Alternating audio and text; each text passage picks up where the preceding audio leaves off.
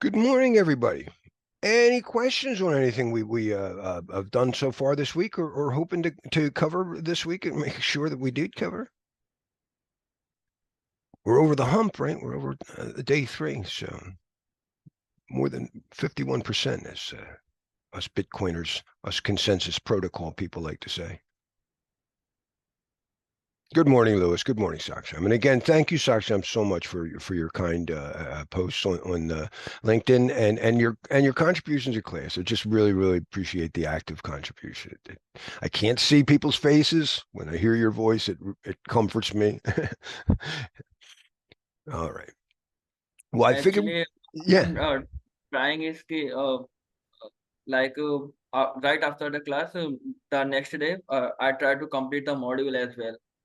So that's what I'm doing for now. So every day I'm keep posting my progress with And everyone. hopefully we're giving you the context. It sounds like that Yeah, helps you go through definitely. it. It's really helpful. Oh, The next day when I go through the module, it's like, yeah, I have already done that. that's So great. Oh, I appreciate it. Oh, I was wonderful. going to ask you, Saksham, if there is anything you find in the training that you feel is not covered in our course, we'd love to get that feedback from you because, this is our first class and there is so much material that we have. We've done, I would say Larry has done a fantastic job of, putting it in a nutshell, but there is always room for improvement, and that's really one of the biggest goals for this first class is to make sure that the material is fully comprehensive and yet presented in a way that's easy for a beginner to understand. So really appreciate your feedback, Parvati, your feedback, Lewis. Anything you see we missed out, we would love to hear from you, including all the good stuff. Thank you. Thank you so much. And I got an idea while you were talking of, you said, there's always room for improvement. I forget if it's appropriate. It should always be appropriate on any exam, any security exam, is capability maturity. There's many different models to measure how mature are you. Now, a musician, I'm going to put it in that context. So, how mature are you at playing the guitar or playing? Let's pick a song. I gave you a song. Can you play Jimi Hendrix Purple Haze? No. Well, then you're not very mature at that. Can I hire you to play that thing? So, capability maturity, CMMI, we got a name called integrated or whatever, CMMI levels. Zero is non-existent. No, you don't have it. Is that it? Or whatever. I started playing it. I'm working my way through. I just did it. I just got it done. From start to finish. You did it. How did you? Let me see you do it again. Oh, what did I do again? I got to remember what I did. You got it done. But you're not really sure. I was playing around and eventually it worked. And I fixed more servers that way than I did beyond that level. It's working. What did you do? I didn't know. I rebooted it, but I also updated the network card and I updated a couple other patches and it seems to be working. I don't know which one or a combination of those that actually did it. You know, my wife actually argues that's as far as most people get. I think Parvati, you've been in conversation because you remind me so much of her attitude. And she was laughing. And that's so you might appreciate her take. My wife feels that most people are here. Oh, come on. Oh, you can't do it for separate colors. Hold up here. All right. We'll make it red. And then I'll start a new box. But it would be nice if I knew exactly the steps I did. If you're not going to get hired as a musician at this level, you're going to have to be able to play the song over and over again. Repeatable is what we used to call it in the old days. Starting in 2018, for some reason, the name became managed, but it's the same word, managed. Managed meaning you manage yourself, or whatever the Patch management group in the in the Chicago office does it pretty well. They're pretty good, but not at the enterprise level. You know? So it's managed there. What is it they do? What are the steps that they take? How do they do it so well? Hey guys, would you write it down? Do you know how many martial arts have existed for hundreds of years, supposedly, before somebody like in the 1800s or early 1900s wrote it down?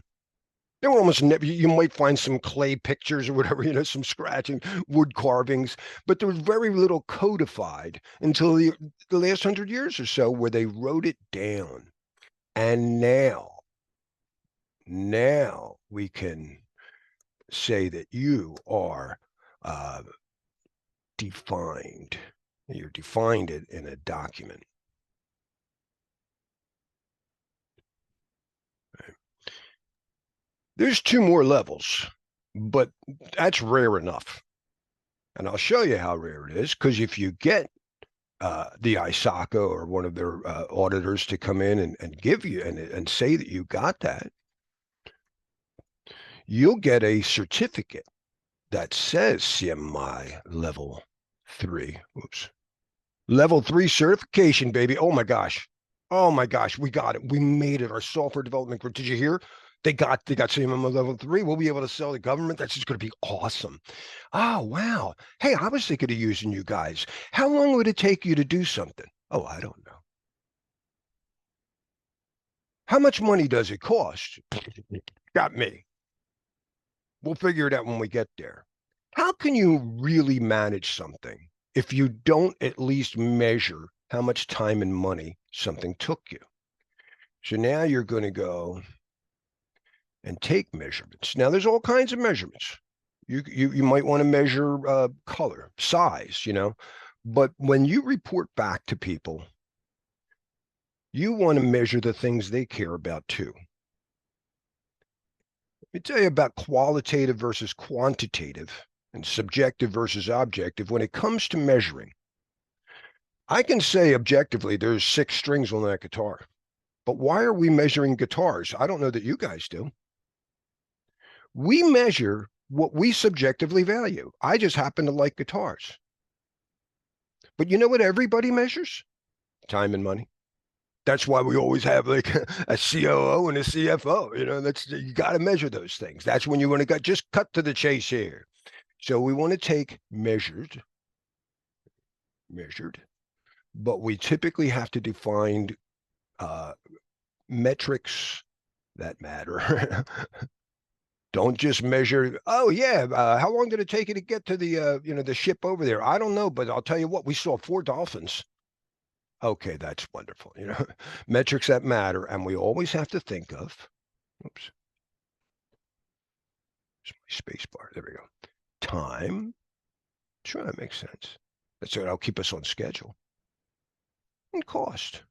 Yeah, keep us on budget. Do you guys ever bring extra money to go somewhere? Do you bring the exact change when you go to the grocery store?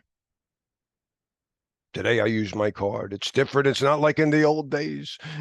My mom actually could do that. My mom was amazing at measuring. She'd give me an envelope with if it was $27.35 with those coupons in there. She had an itemized before her handwritten Excel spreadsheet that showed you what everything was going to be.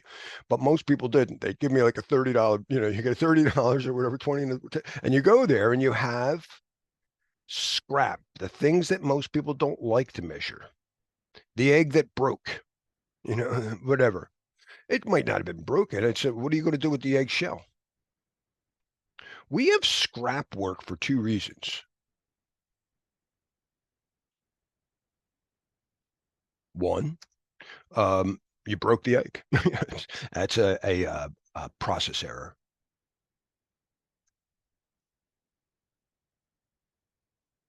2, they only come in that size. And I got to cut off a foot or whatever, right? The eggshell, we're not totally used until we become a totally, a society where we recycle everything, right? You throw stuff out in the trash, and that's supply chain issues.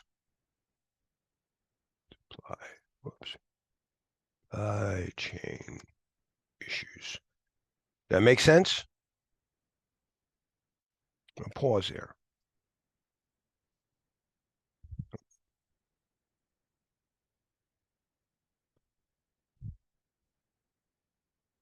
We want to remember we defined the policies. This is who, what, where, when, how, why. Then we pick standards. Well, if what we got to do is encrypt, we're going to use AES.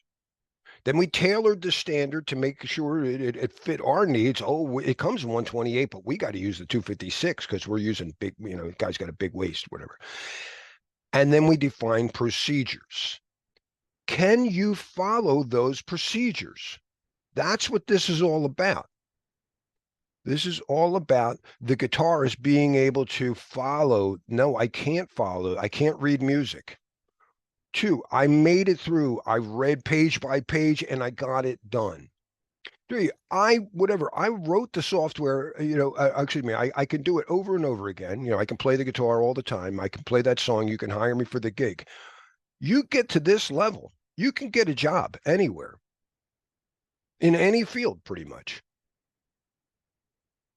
You're a mechanic or a plumber. Very few plumbers write down. Very few musicians score their music. I had to learn for this album because the bass player goes, Larry, I need you to score music. The type of songs that we're playing here aren't the type of things you can go, it goes like this. Okay. I had to learn to do this after 40 plus years of music. I only learned really how to write music in the last 3 years, and I'm not that good. All right, so when you document it, you can measure it, and we want to measure how long it took, how much it's going to cost us. Say a trip down to DC, it usually takes me hours, and then with the tolls, it takes me that and gas and everything else. But if I look at the scrap, oh, you could have taken a better route. I know how to avoid that toll. Right? You can avoid time, and then you cut it down, and you become optimized. And we need a special color for that. That means you're not wasting time and money. That is really, really hard. If I could do that, my wife would be so happy. But she's constantly finding times when I went to the store to buy something that we already had. I wasted time going there to get the grated cheese. I wasted money buying more grated cheese. It lasts us like 6 months. There's no reason for me to stock up on the grated cheese. Very, very important to have that grid up in your head when you're getting a job. I want you to pass the exam, and I think there are allusions to it in operations. It usually shows up in an operations type kind of thing to make sure that not only did you define policy, standards, procedures, that people know how to follow the procedures. When you do a fire drill, you're actually doing 2 things. You're testing the technology and testing the plan. Does this plan work? Is that door really open? But you're exercising your people. And when you exercise people, you get them to understand the procedures. Oh, now I know how to do it. Oh, yeah. Of course, these people start writing. There are policymakers, Everyone else is just a follower. All right, so let's follow some procedures for doing a practice exam here. Larry, can we just pause for a second, because this is so Sure. important for all ISACA and ISC2 exams, even the higher CISS What the heck concentration, just happened there? CMMI. So I just wanted to check with the group here. Do you feel like, do you know where your organization fits into this process, based on what we just heard?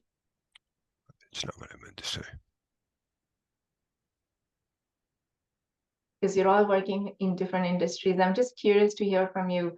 Are you on a team or in a place where you feel it's at a level 0, 1, 2, 3? I've just wanted to get your thoughts and some conversation around Like it. my wife claims that everything's ad hoc. When there's an emergency, people run around like they're chicken without a head off. The procedures were written there, maybe. And the problems with procedures are, one, they might not actually work. They might not have been updated. They might not be available. Yeah, I know the procedures were there. Where? On the Yeah, shared drive under subdirectory, this, that, the other thing. You agree? Agree. And also a lot of people may not even be knowing what is my organization. It is level 3, level 4, level 5.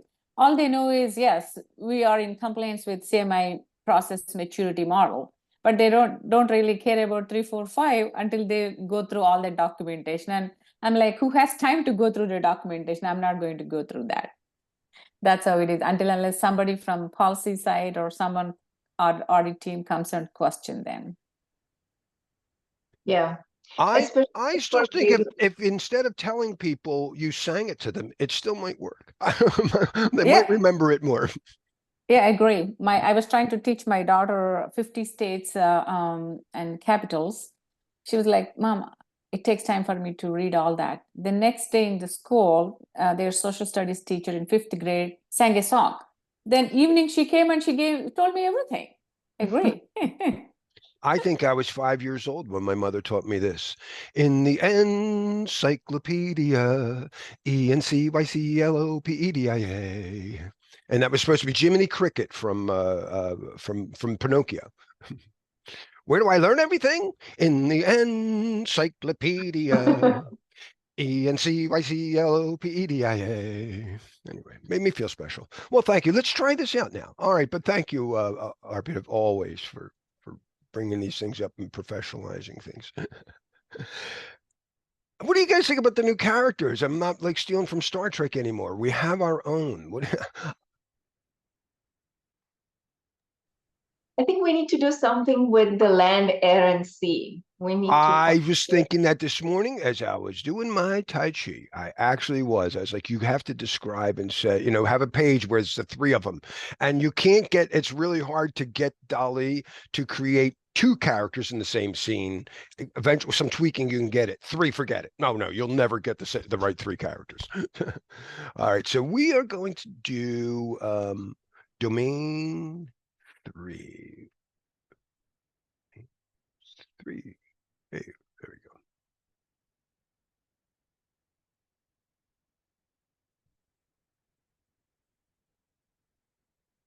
A user reports that they receive an email appearing to be from their bank, asking them to click a link to update their account information.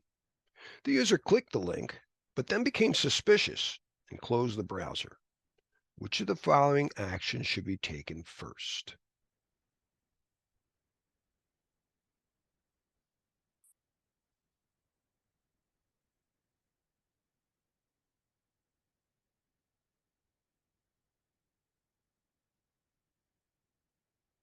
It's so funny. Bori, I'm sure you've got it. Yeah. I was about to type out the incident response life cycle, and it's, detect, and then it's analyze. So we detected something, but we're not the guys who were supposed to be doing the analysis. Our job is to hand it over to the people, to proper authorities. That's great. That's great. Internal authorities. I think you're absolutely right. Hey, oh, my pointer, sorry.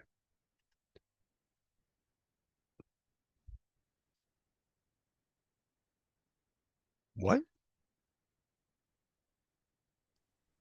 Yeah. I was going to say that. That was my answer. And I thought, oh my gosh, because that's analyze. Remember the because steps. the damage already happened. So yeah, but I didn't know who we were. Did it tell me who I was? Maybe that I should have read the question better. So if it was, I guess if it was something internal, A then you user could report. reports, the user clicked the link. Which of the following actions? Not, okay, the action doesn't matter. They didn't say, what should you do next? I should have stuck with my gut. Remember the steps again. It goes, well, first it's what? Anybody remember the steps of steps? And it really help answer most of the question. If you just remember the process steps, speaking of CMMI and how well you could repeat these, even if you didn't have to document them. Steps of incident response. What's the first step? detect, identify, detect. Not yet. Even before anything happened, you knew these things could have happened. So you build together a team, you develop policies, you research the issues, you have proper roles assigned, you prepare, you're prepared, preparation. Then now you're in operations, you're just doing your job, and this happened. Detection. And in that same line for some reason. I don't know if they just wanted 7 or whatever, 5 bullets on the slide, but for some reason this falls on the same line, the part that most people miss on an exam, analyze. And that's when you determine really 3 things. Your analysis should determine 1. Uh, Actually, I'd say at least 2. Let's say you analyze, I'm going to keep it here. A, you want to look for, confirm the incident. Is it that bad? Or is that a mistake? No, the sensor went off. The sensor's broke. Whatever. Bob didn't know what he was seeing. Dude, you need glasses. But then you do your impact. How bad or severity? Then what? And that's really what this is. We already answered this question. We detected and we needed to analyze, and that's what C is. But just as out of curiosity, anybody remember? Because these things will really help.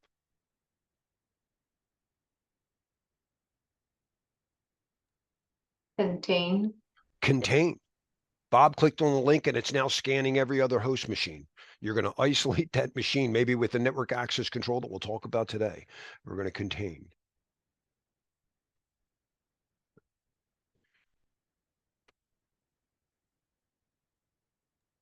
Oh, do they have it on the same step?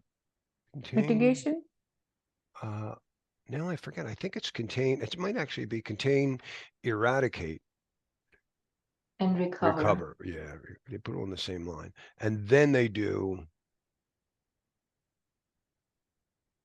post-incident review. What our lessons learned, what really happened? How can we control this so we're better prepared the next time? All right.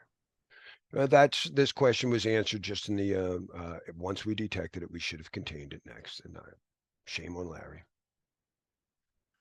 Next. Oh,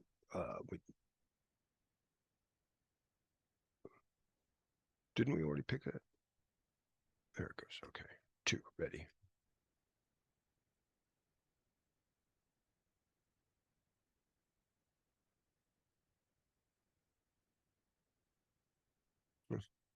Yeah, I said ready for question 2.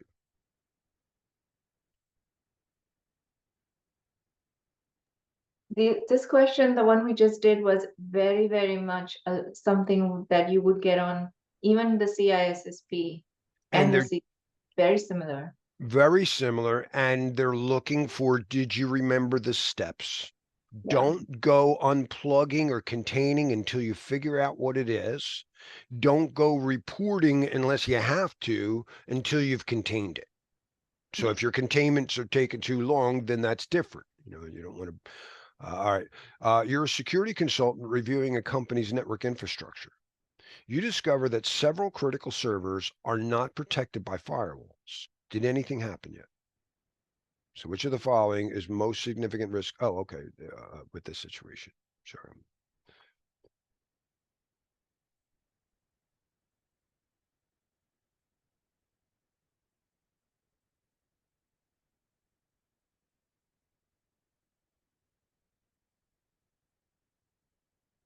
Where's all of the above?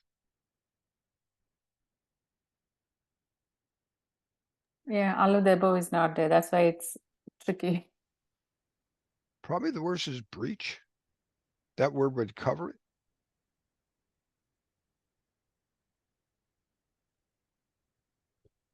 I don't see why A would be wrong.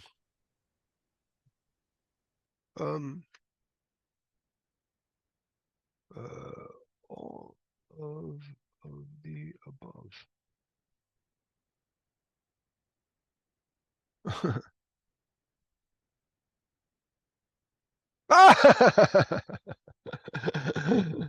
Well, you didn't say that. Well, all right, wise guy. Let's just move on. Doesn't want to talk about it. All right, fine.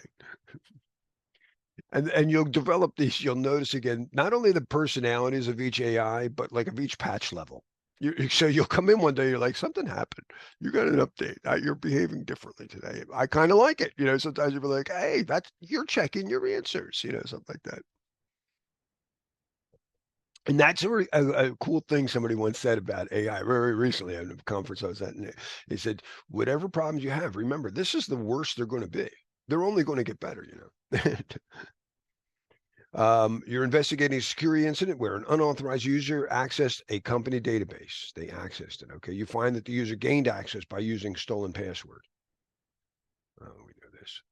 And you guys already answered this? Yeah, probably MFA. Probably MFA.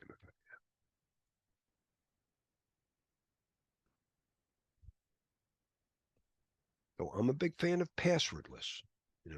I think it's appropriate in many places. Other places you might want to have the thumbprint on the FIDO card. Yeah, they do have that. You're a security manager reviewing a new firewall policy. You notice that the policy allows all traffic from a specific IP range to access internal systems without any additional restrictions. Which of the following security risks does this policy create?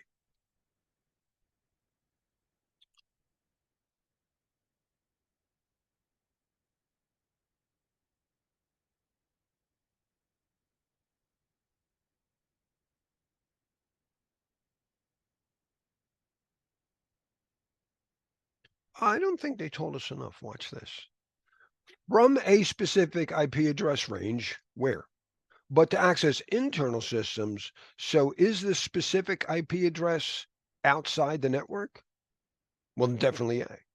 Yeah, I mean, that's how I I think, interpreted outside the yeah, network. if you didn't say it, I should probably assume if they made the, all right, Your Honor, I'll yield. They made the effort to distinct this to two. Yeah. And we got that. You're implementing a new security awareness program for your organization. Which of the following is the most effective way to encourage employee participation and engagement?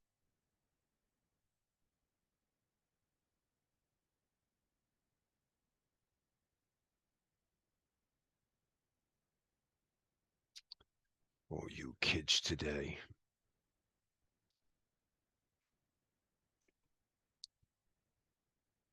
I'd love your opinion, Parvati, especially.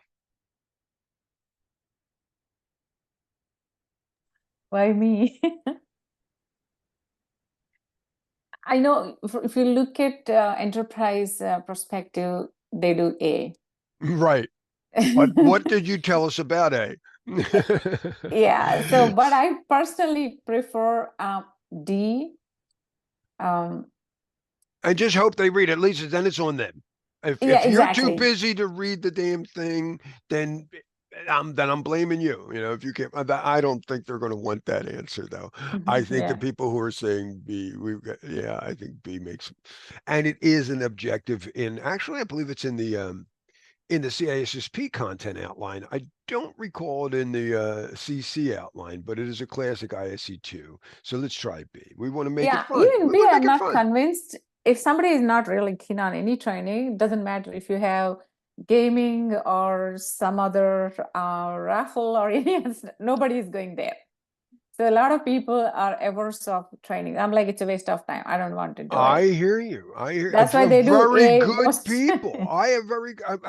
He just came to my daughter's graduation last year. My old boss from the trading firm, he was the network manager. He's still the greatest network guy I know. I mean, he's my go-to. He manages the network for the world's excuse me, Philadelphia's largest presence on the stock exchange, and he never liked any cert. He never went for Cisco or anything, never went to training. He used to pick on me. And I remember I got my MCSE plus I in like 99. And it was like 9 tests, including like an Internet Explorer test. And he just turned around and he was my manager. He goes, "Do you ever work or do you just work for certifications?" It's very interesting. Today I was reading somebody, a hiring manager, posted on LinkedIn. I don't consider resumes those who have a lot of certifications because they have more of theoretical knowledge than practical knowledge. So, Here's yeah, my so take, and then I want to move on. My real take is this. If you have a driver's license, does that really prove you know how to drive? yeah, agree. And if you don't have a driver's license, does that prove you can't?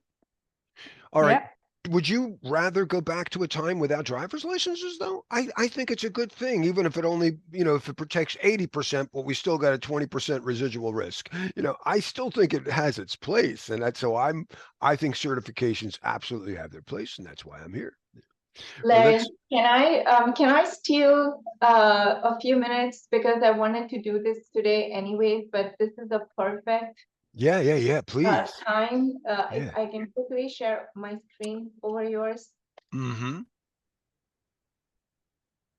This is why, and we didn't talk about this on the first day, but we have our partnership with TryHackMe.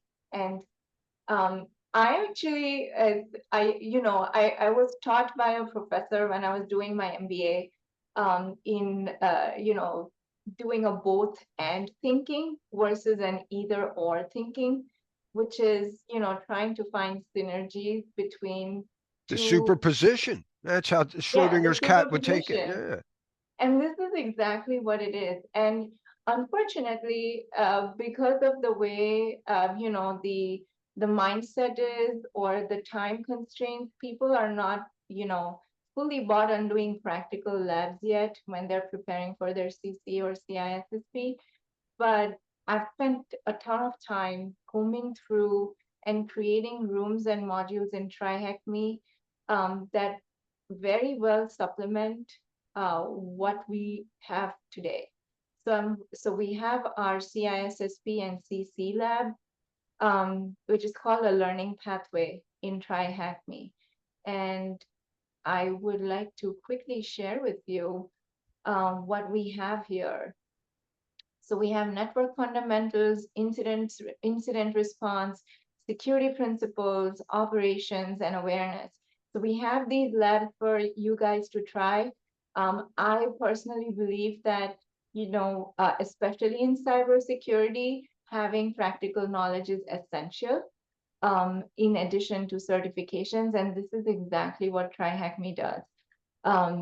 We have purchased licenses for folks, and we give 1 month access to try out these labs. There are 700 different rooms that you can go to and try your heart out with whatever you would like to do. We just have the learning pathway so that it's a more focused experience versus you not knowing which one to try. So if someone's interested in trying a 1 month TryHackMe access, let me know. The only request I make is don't log in on the first day and then forget about it for 30 days because that wastes our license.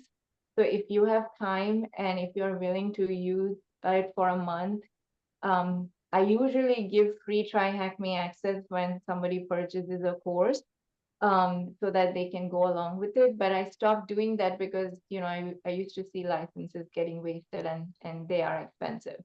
But if you are committed to trying it out, let me know and I'll be happy to assign you a license where you can play around for a month. If you need an additional month, we can arrange for that. But this is really, something that I've been working on alongside with Larry as he's working on the materials, and we'd love for you to try it For out. months. For Arpita, months. do you have anything to do with the Splunk? It has everything. They Oh, have, okay. so this is a virtual machine-based environment. So you can do ethical hacking. I thought I saw a Splunk lab in there. I'm pretty sure there's a Yeah. Splunk lab. Yeah. Yeah, At yeah. least, there's probably many. Yeah, there's probably many. Yeah. So Alex has been using it regularly. I took over somebody else's license to develop the rooms. So we have our own custom content in there. Because we have an educator license, so we can actually integrate our content into the TryHackMe labs, which is what I've been doing. What we don't do really well is sell them because we don't spend a lot of time on showcasing this, but we should. And I guess you guys are the perfect audience for it.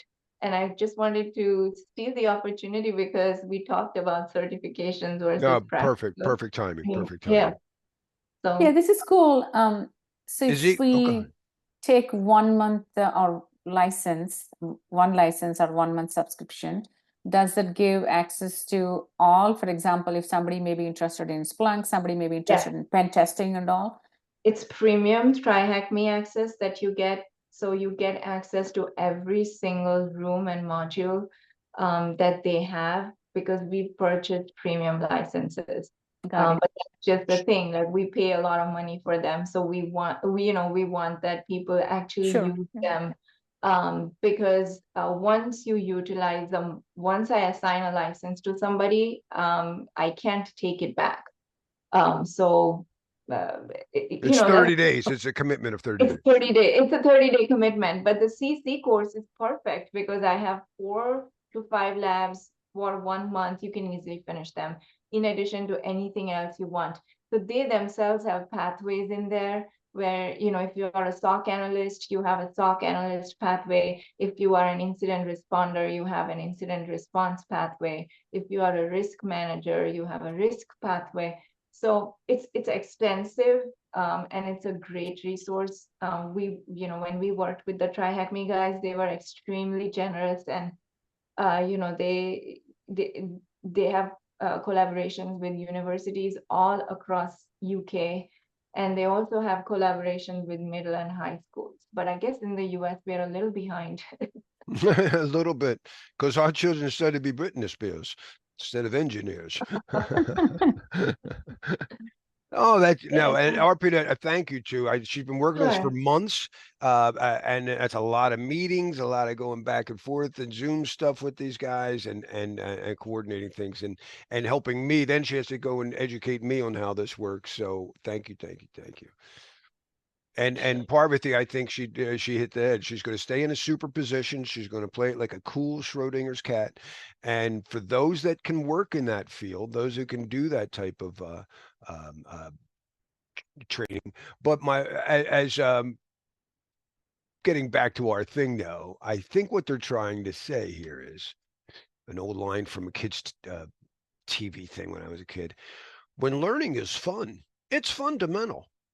And I think that's what they're saying. By gamification, you make learning fun, and then they want to do it. And that's basically what I always tell my kids. Actually, study what you think is fun because that's what you're going to get best at. So I think B is the answer. But I also tell them you're allowed to change your mind. One of them's changing her mind now. My older daughter's in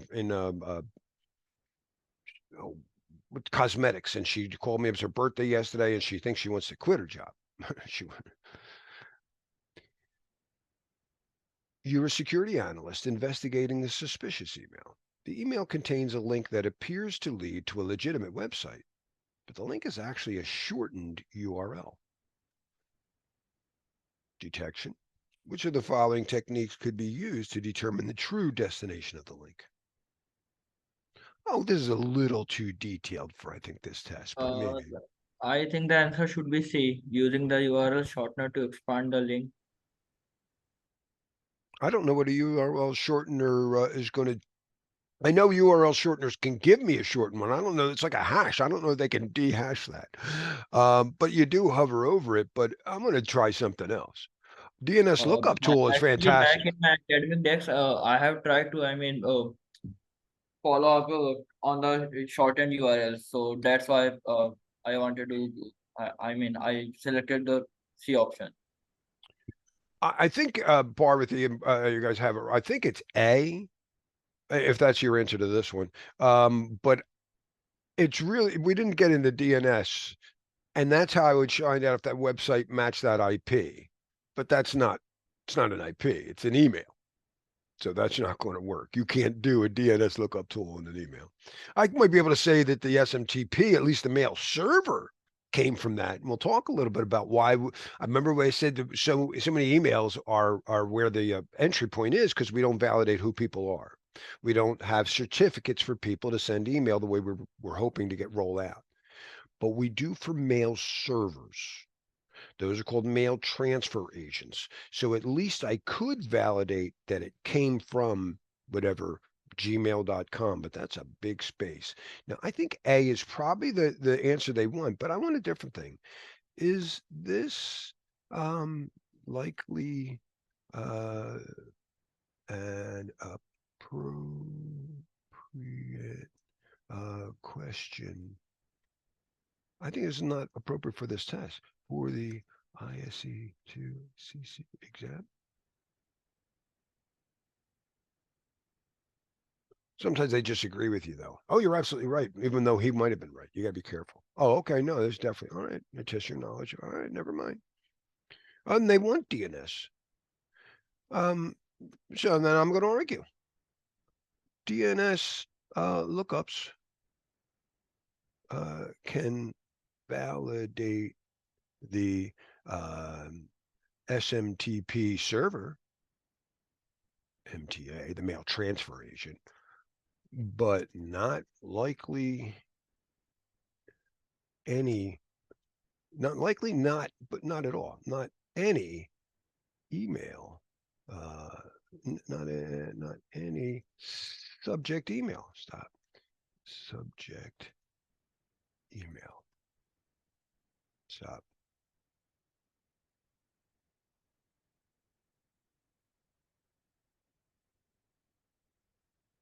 So I don't really like your answer. No, you just, well, let's move on. I prefer you let me pick A. No. On 7, why not A? Really, the answer is investigate the SMTP header. Do your best to validate it. That's not what I...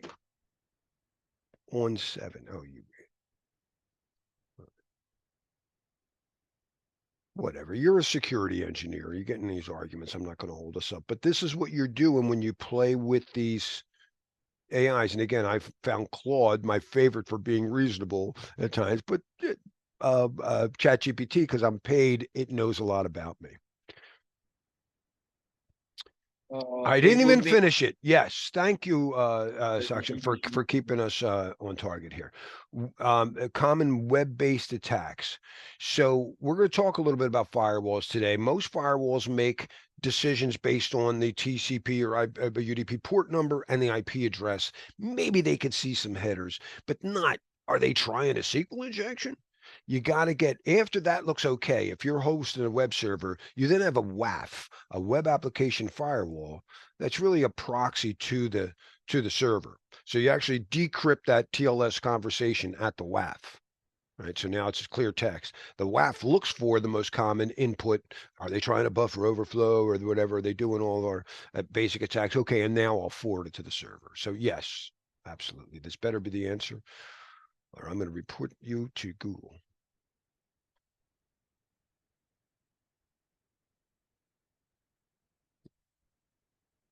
Yeah, this is for when you're hosting a web server. You're a security administrator investigating a suspicious activity on a company network. You discover that an employee has been accessing sensitive files without authorization.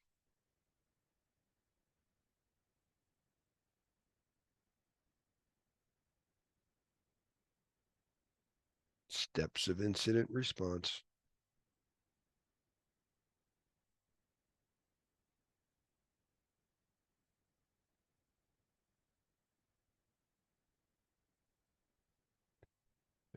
The steps of incident response. There, I see someone got it. No. the We answer should, detected an issue. yeah, A. And we looked at it and said, why is Bob from customer service reading the network diagrams that he's not supposed to see? Yeah. Revoke his access? The boss asked me to do that. Oh. Yeah, actually, security administrator can perform the, I mean, access. Don't jump to conclusions. If you just always remember to think before you act, you'll probably get half the questions right anyway.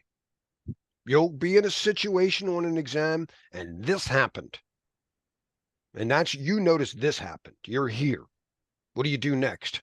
3 of the answers have you do stuff. One of the answers is take a look and try to figure out what's going on. Think before you act. And yeah.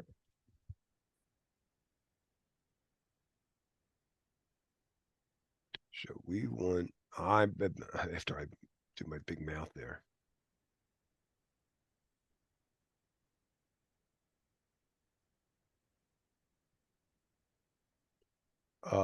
I believe on 9, I say the question had us at detect,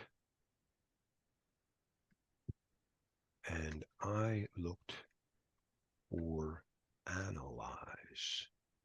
You suggest we skip analysis?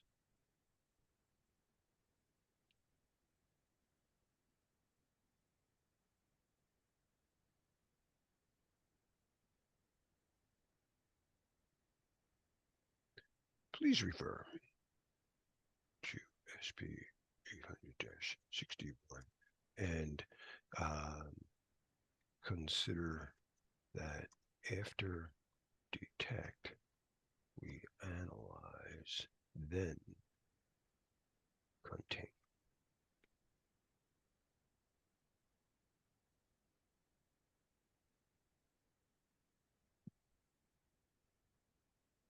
I wonder if his answer was because it already said it was unauthorized, where I jumped to, I still find 9 debatable. She's like, I really want to get to 10. I don't want to talk about it anymore.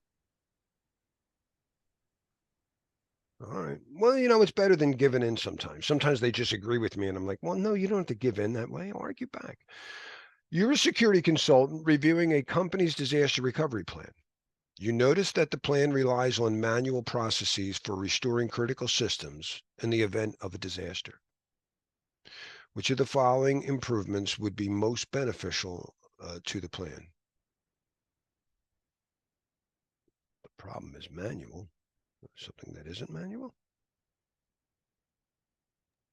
That would be depends. I mean, the manual processes can be automated or not. If What's the they can, opposite of yeah? To me, if you don't like manual, would it be then automated? definitely the answer should be A. And if they cannot be automated, then the answer should be C. Conducting regular disaster recovery drills. That can really help. I mean, train the mind Oh, what a accurate. good, what a sharp pick there. I didn't get that far.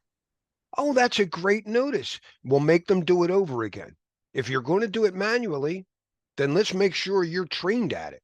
And practice makes perfect. Don't play that song once. I want to hear you play that 10 times before you go to bed. I think C might be the better answer. Boy, this is tough. Yeah, even I think so because we don't know. I mean, we are not sure if the manual process can be I automated. would prefer A, but this assumes an automated process is feasible. Otherwise, C.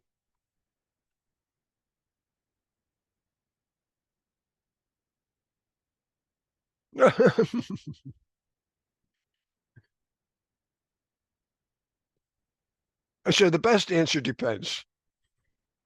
All right, but I still don't want to let them go. What time is it before? We still got 10 minutes for me to argue on question 9. I want to go back. I want to go back to question 9. And this is something you could do with your LLMs. You can't do with a paper-based test or any other practice exam. This is what AI does for us. I want to go back to question 9. And I'm going to throw them a bone. Is the key word that the key phrase. It was about to go. It said unauthorized. Which of the following it sounded like it was already determined. We did analyze it, and we checked, and it wasn't authorized. Where's it at? That because the key phrase. Let me see. Is the key phrase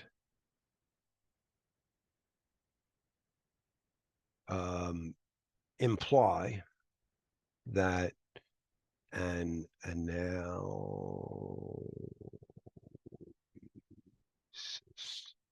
was already performed. Already. Because you're never supposed to go from detection to containment. All right.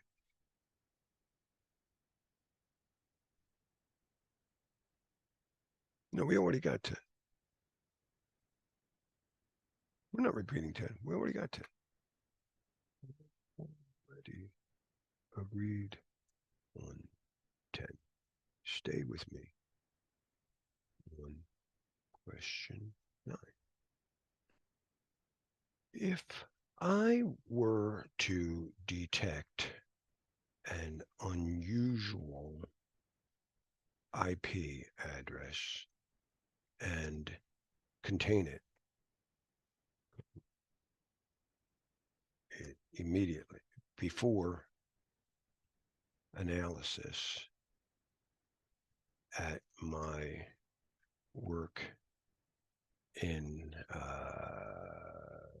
a large bank, I would likely be escorted out of the building.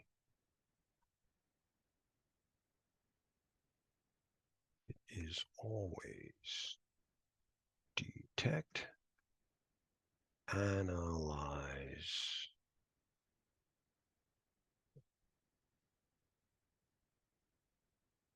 contain.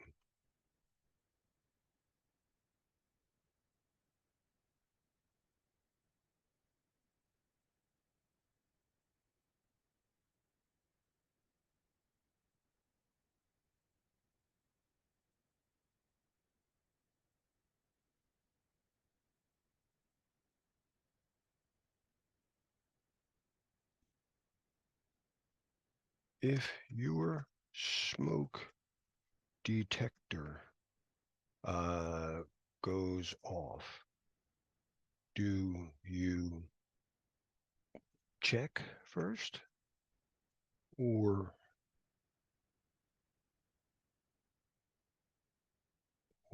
start spraying water?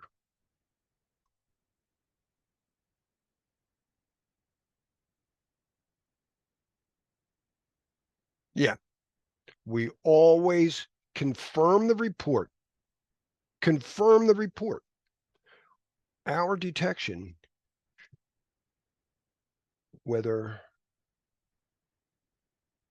human or automated, automated is never perfect. We need to confirm and then do an impact. Now, he says, before any containment. There, I'll get mine. I told that man on the bus what I felt about them. They're not going to remember this. Why do I do this? Because I'm just like that. My wife gets mad at me, and you think you're working. I'm doing real stuff. Anyway. You're absolutely right. The crucial aspects, that's right. Before taking any containment, we need verification, but it could lead to a test answer, guys. Whenever a detection thing happens, you're in a situation, this was reported, someone said, the IDS went off, it appears that, confirm it. Is that true? Then you take your containment measures. Then you might, and I notice it's not power it down anymore. Nobody powers anything down. It's isolate the system, isolate the affected network, something like that for containment is typically the terms they'll use. All right. I hope we had fun with that. Anybody else playing with these things and having fun? I know a couple of you said you were doing it.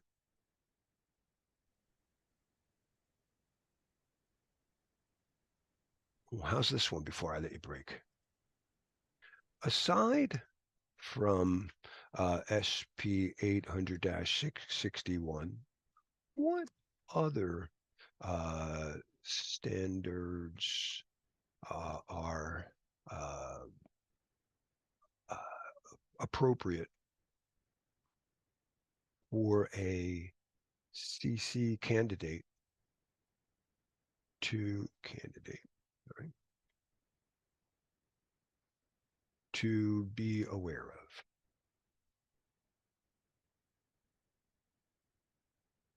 Oh, I meant in incident response. It could be an addition. Oh, yeah, I meant, sorry, with regards to incident response. I'm trying to get to an ISO document.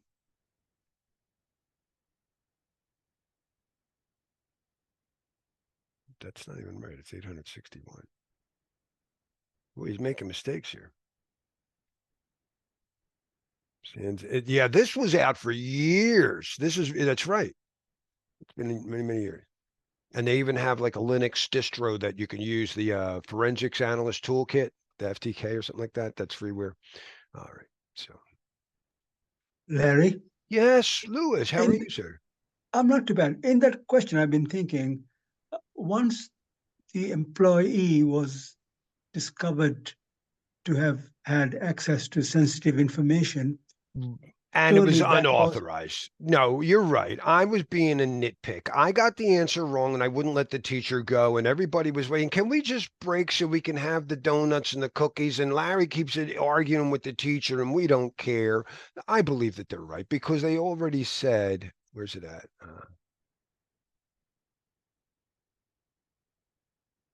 Boy, I really argued for a while, didn't I? I held everybody up. But it did say, it seemed to suggest that some analysis was done. Where is it? Oh, no, it's right here. that's what So, I thought. yeah, and I think you nailed it. Yeah, you discovered, so that's not just, this was detection. This was analysis. If I really was fair and stopped picking on the teacher. I think the proper answer is at this point, was it revoke? Yeah. Yeah, because they That's shouldn't have correct. access. Yeah, they shouldn't have access. That's Why are correct. they accessing without authorization? You should not have access to that. That is the better answer, and I was being obnoxious. 853 is important for all security people. It is the catalog of controls. And Saksham, what's really good about that is it overlay or relates very closely with with the ISO standard that you have to pay for, 27001. So remember, when you want to you're getting your CC, it's an ISO certified thing. The ISO has a standard for organizations that they can get certified on, and it tells them all about how to control risks on their network. And if you want to get a hold of it, it just was updated in 2022. It's going to cost you. Wow, go up. It was 320 Swiss francs. You got to buy this thing. It's not free. Right. So if you go to SB 853,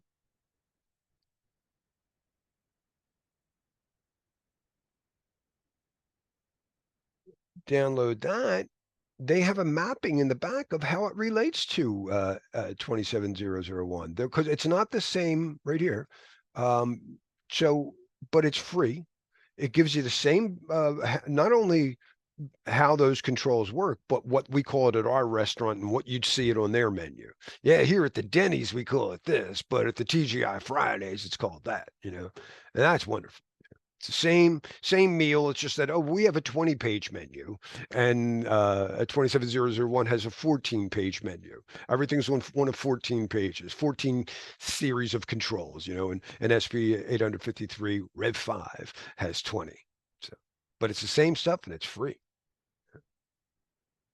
Thank you for bringing that back up. All right, let me pause the recording. It's a biggie, chunky. So we'll see. I don't want to rush through it, but I was surprised by certain things like understanding TCP/IP and port numbers and stuff like that. A couple of key protocols associated here. The basic functions of a firewall and an IDS, and even some advanced stuff like software-defined networking. It is where we're at today, by the way. We're going to allude to, and I said, you got to get out and hit the real world, and get a job in the real world. When I was a little boy and you wanted to make a change on a router, the router doesn't have anything. When you configure it, it doesn't even have an IP address. You have to plug a cable into the router from your workstation, special RS-232 port, and then you'd configure it and you'd give it an IP address, and now it's on the network. And then you could use Telnet. Telnet was a remote terminal, and you have to know that port number, by the way, 23. Oh, I didn't put it in there. Maybe I did. I gave you a chart of something. So you go to port 23 to that server, and now I can make my configuration changes. Of course, that's considered insecure. You need to know for this exam. Remotely administering your network devices with Telnet, that's clear text. That should be with SSH. Now we looked at TLS and SSL. That's how everybody on the web who has a registered name, every web server, if it's really the ISE2, they're going to give it to me today over TLS, Transport Layer Security, which gives me an ID card. And that's how I know it's really that server. With SSH, it does the same thing, only it doesn't require an ID card from the federal government or whatever, a certificate. It doesn't require a certificate. It can have one, but most people don't do that. It's just a password. Whatever, I'm going to telnet to the router, to the switches, and I'm going to make changes. And now I've got 50 routers, 100 routers, and I've got to this is crazy. So to remotely and actually centrally manage all of my devices, let's have a device in the middle, the controller. Let me pick up a picture of software-defined networking, see if I can find something here that makes sense. Quick pick of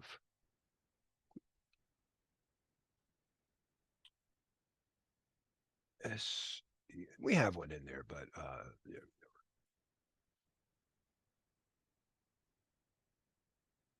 So here we go. That's kind of weird. There, oh, that's a great pick.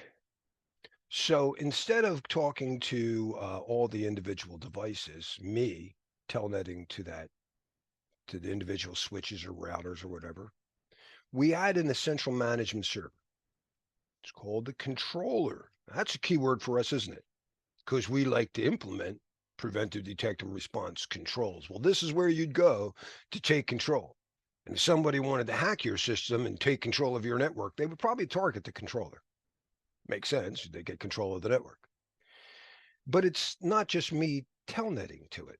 If you're AWS and you're a cloud provider and you want to provide whatever applications to people that maybe, and I always think of the Halloween store that right now is about to open if they haven't opened up already, and they're going to be open for like 6 weeks and then they're going to close. And then, so bandwidth on demand, I need to, it's a Halloween store applications coming up. I need to scale up. There's a lot more users coming on today. So I don't want a person to have to talk to the thing. Oh, I'm going to have to tell the controller, let that automate it. So applications get to tell the controller, I need more bandwidth or whatever. I need you to shut down that interface, whatever the control is. I need you to add an IP address, add a route. And guess how applications talk to the controller? If you were guessing through application program interfaces, you're guessing right. There's a lot of software-defined networking vulnerabilities right now because of that API that Larry keeps beating up as being the insecure, the weak link. And to validate that, let's just try popcorn. Software-defined networking hacks. I should have had numbers in it. There's a whole bunch of them. They got hacked. Evil poon. That means I took ownership. Now I'm in control. You think you're in control of your controller? All your bases belong to me. All right. So it's a very big thing in the real world, but it'll help to get some basic understanding here. So let's go through these. Our objective is understand how networking works. I'm saving information, and I'm not just saving it on my machine. I'm sending an email to somebody, or I'm going to post it to a remote server or whatever. Well, that means I got to put address. I got to take the information, and I stick it in an envelope. We're going to look at those addresses. We're going to understand the protocols that process those addresses. Understanding network threats. What can you do? What it's like in the cards, somebody could hijack you. Somebody could just crash your car. They could jam the road, whatever. There's a bunch of network threats. And a lot of it is with clear text protocols. So we know to encrypt everything, but we haven't gotten there. I'm going to, just in case you fall asleep later, right now, primarily unprotected is DNS, the number one name service. It's clear text. You might want to remember port 53. And it does TCP and UDP, and we'll talk about that real quick. So it's primarily unprotected. If you encrypt it, you can, in fact, DNS, I ask you for, hey, what's the IP address for whatever CNN.com, and it gives me the server. It gives me the IP address. Oh, it's here. It's this IP address. How do I know he's not lying to me? When you ask somebody for directions on the street, how do you know they're giving you the right directions? Well, with DNSSEC, it's digitally signed, and you know that this guy can't deny saying that. But that didn't encrypt where you're going. That just signs the reply. Over the years, people have wanted to encrypt what they're doing. So they created, why not DNS over TLS?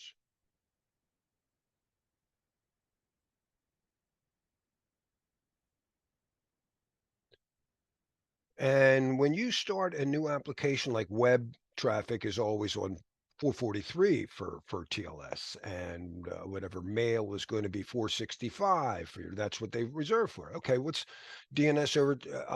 And then for each one of these, you got to modify something on your firewall. Why don't you do the same thing but do it over port 443?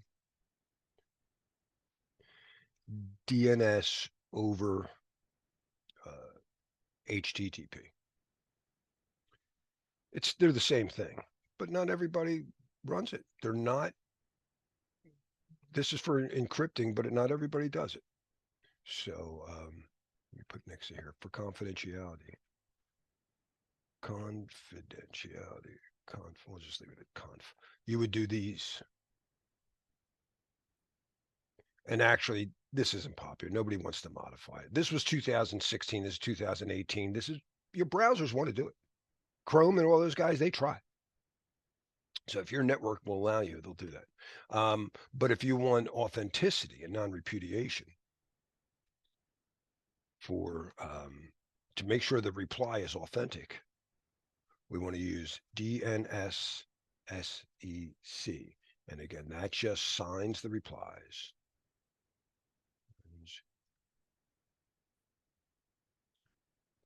But most people don't run it. So DNS is a great way to get into any building. I promise you it's not that protected. And the other one that's still unprotected for primarily, if they allow it, and more places have disallowed it, and it changed some of my labs I can do here, is ICMP. ICMP is not for applications to talk. It's status messages. Routers actually tell each other this all the time. They're always speaking ICMP, but you could speak it too. Hey, router, is this IP address alive? Ping, trace route. How many hops does it take to get here? So they can work, but it's clear text. And it's even worse. It has a data field. When you send a ping to somebody, or actually the way it's supposed to work is, if for some reason you try to communicate with a machine and that IP address isn't available, maybe the machine's powered down, for whatever reason, the network's down, you get an internet control message protocol, that's what ICMP is, that comes back and says destination unreachable. And that packet you tried to send, here it is. So in the data field, in an ICMP message protocol, is a data field that's supposed to be Like, oh, you tried to send this box, it didn't get through. Well, people have found, do you let any messages through? I can send anything over ICMP. One of the biggest problems we have in networking, and we talked about covert channels, we can't always detect them, is these covert channels. And the tool for that goes down in history, by the way, ICMP tunneling is all they'll call it on the test. But low-key is the tool that's been known to do it for years. So you cannot trust, just because it says, even in a port, just because it says port 53 doesn't mean it's DNS. So people can use port 53 knowing that you're allowing it unencrypted to send data through, perhaps. That's where deep packet inspection and stuff comes in. All right, and we have to understand some basic security infrastructure, which we kind of covered in access control. So some of this is going to be redundant. That's always good. So understand computer networking. Again, I have to put an address on a thing. I have to say to Bob from Alice or whatever, right? You can't just say that. What do we write on an envelope? The end person's name. Maybe they have a suite number. This building has 2 units. I'm in suite 200. But then we have the address of the house, right? And then we have a zip code. It's not a lot of information on there. It's not information in the packet header either, but people act like Larry's a genius when I run Wireshark and I go, oh, there's the source and destination port number. They go, wow, how'd you do that? It's like the kid who knows how to read the envelope. My kid went to school. He knows how to read these zip codes and all that there. It's not really that hard, guys. It's 20 bytes of information. And then we have not just the information written on it. What devices process that? So when I send this data to you before my video gets to you, it's sent in a little packet of no more. Everything's got to be broken down into no more than 1,400. We'll say 1,500 bytes, but I'll show you the real number. 1,500 bytes at a time. And then at 1,500 bytes at a time, they're going to put in the source and destination port numbers, and they're going to put in the source and destination IP. And then I'm going to put a source and destination MAC address. Well, the destination MAC address is my access point. He grabs it and goes, all right, I'm going to put in a new MAC address for the outside, and I'm going to give it to the next router. And then, the source IP and port number, they stay the same till it gets to the end. And then, so the devices, the access points, the bridges, they know how to read the MAC address. Routers know how to read MAC addresses and rebuild them for the inside and outside. They change networks. And they know how to read the IP address. And it's not just going from this MAC to that MAC. It's got to go all the way to China.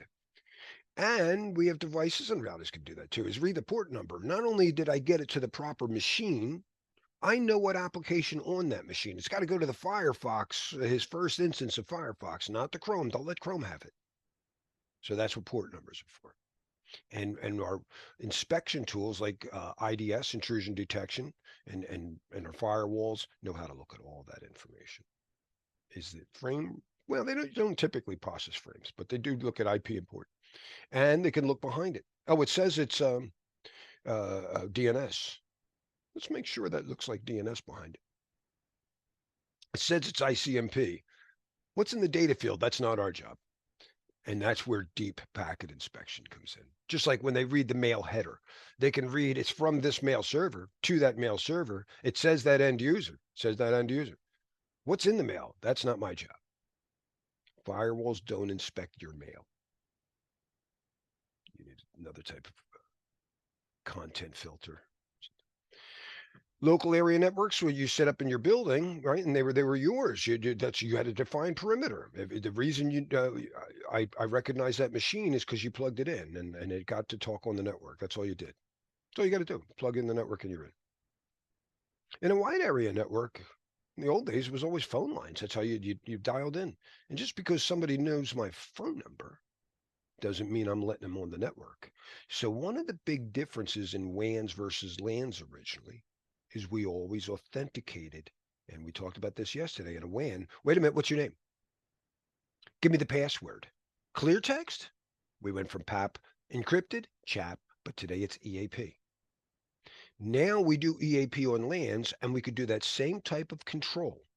So remember, having the extensible authentication protocol over LANs as well as EAP on our WANs, allows us to have network access controls.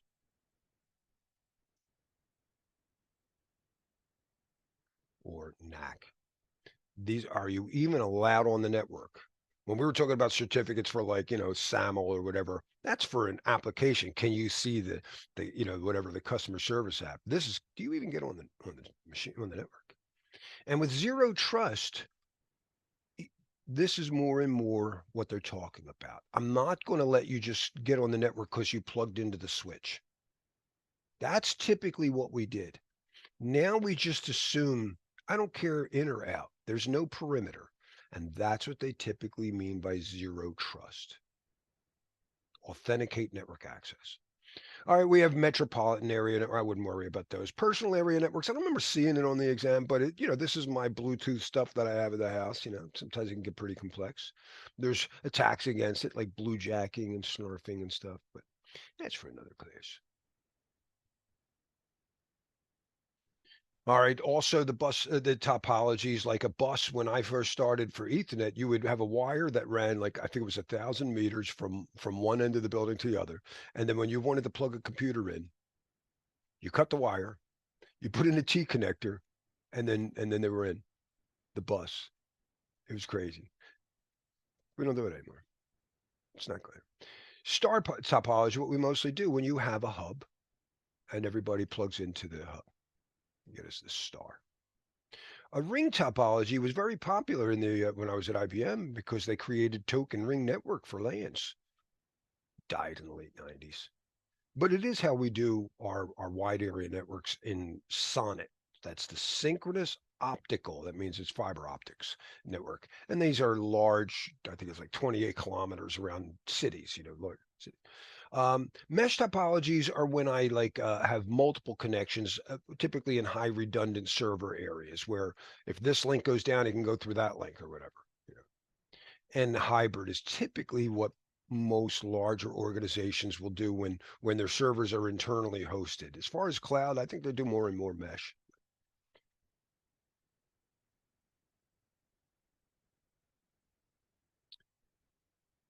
Right, the TCP/IP model, if you understand, this is going to go with you for a long time. TCP/IP is not likely to go away. I don't care whether it's version 4 or version 6. Version 4, we ran out of addresses in 2014. But with network address translation and stuff, most organizations still like to use IPv4, at least inside. But on the internet, any new thing coming up is going to have an IPv6 address. There are tons of countries around the world that never had an IP4 address. They went right to IPv6. They didn't beat up the differences too much, just a couple of light things on it. But either way, it's not going away. It's a great skill. It's the guy who can read the contents on the envelope and go, wow, he's a useful guy. And we remember that the IETF org is one of the great places for all standards, for all the internet engineering task force. Again, if you can't sniff it out and prove it to the person that you're right, go, oh yeah, according to RSC 7893, TCP is supposed to have 16 bits for ports. Whatever. So these are where you could look it up. And these are good things to throw in if you wanted to know more about it in your LLM. Can you refer more to RFC 791 in my exam or something like that? But basically, I have an envelope. I put data in it. All right, so I put the letter that I wanted to not keep for myself, but send to somebody else. And I wrote the TCP information, source and destination port number. And that part is called the segment header. And then I write the source and destination IP address. So this says go to the web server. And this says the web server on that Windows machine that's at 10.1.1.5. This is port 443 if you're a web server, right? So that's in the packet header. These two things don't change. From source to destination, unless you have a proxy or something, when I send a packet to whatever isc2.com, these are going to be the source and destination stuff that stays all the way. But the MAC address will change at every router. This is just like if the first mailman has to drive, and then the next time he's going to take it off, and it's got like a source and destination car license plate or whatever, or address. But then you're going to go on an airplane, and then it has to have a source and destination whatever airport. Your Wi-Fi frame header is different than your Ethernet frame header. Or then it's going to go on a train. It's going to go on a Sonnet network. There's going to be different than that. So these change at every hop. These are called globally significant. It's a cool term. Globally significant. They make sense all the way from source to destination. But the frames, oh no, only locally significant. They're stripped it off at every router hop. When you talk to the inside interface of your access point, that's the MAC address it uses. Then it takes it off and it uses its external MAC address and sends it to the next one. Locally significant. All right. A little closer here. Where's Ellie? And I just felt this is a picture that I'm proud of. All right. So again, if I'm going to talk to a machine, I first pick a port that I can talk. If I'm a client, I have to pick any random port. The source port can be any number from a client perspective. The destination port is the number associated with that service. And this is HTTPS. This is HTTP, which normally runs over 80, but done over TLS. That's the default anyway. Default ports. People can change them. That's a covert channel. All right. And then the same with the IP. This is my IP. This would be the destination. I believe that really is an ISC2 I use from a packet trace. So again, the TCP information is in the segment header. The IP information is in the packet header. And the hardware, the actual MAC address. Because think, if I'm running on my machine, I have VirtualBox, right? I'm like a cloud host provider. I'm like an infrastructure. I've got one IP address on the outside, but every one of these looks like its own. But they're really using my IP address. They're using my MAC address, no matter what. They can come up and have their own IP, but physically, this is my machine. So it's not unlikely that a single machine might have multiple IPs for the different operating systems on it. And each operating system is going to have a bunch of applications.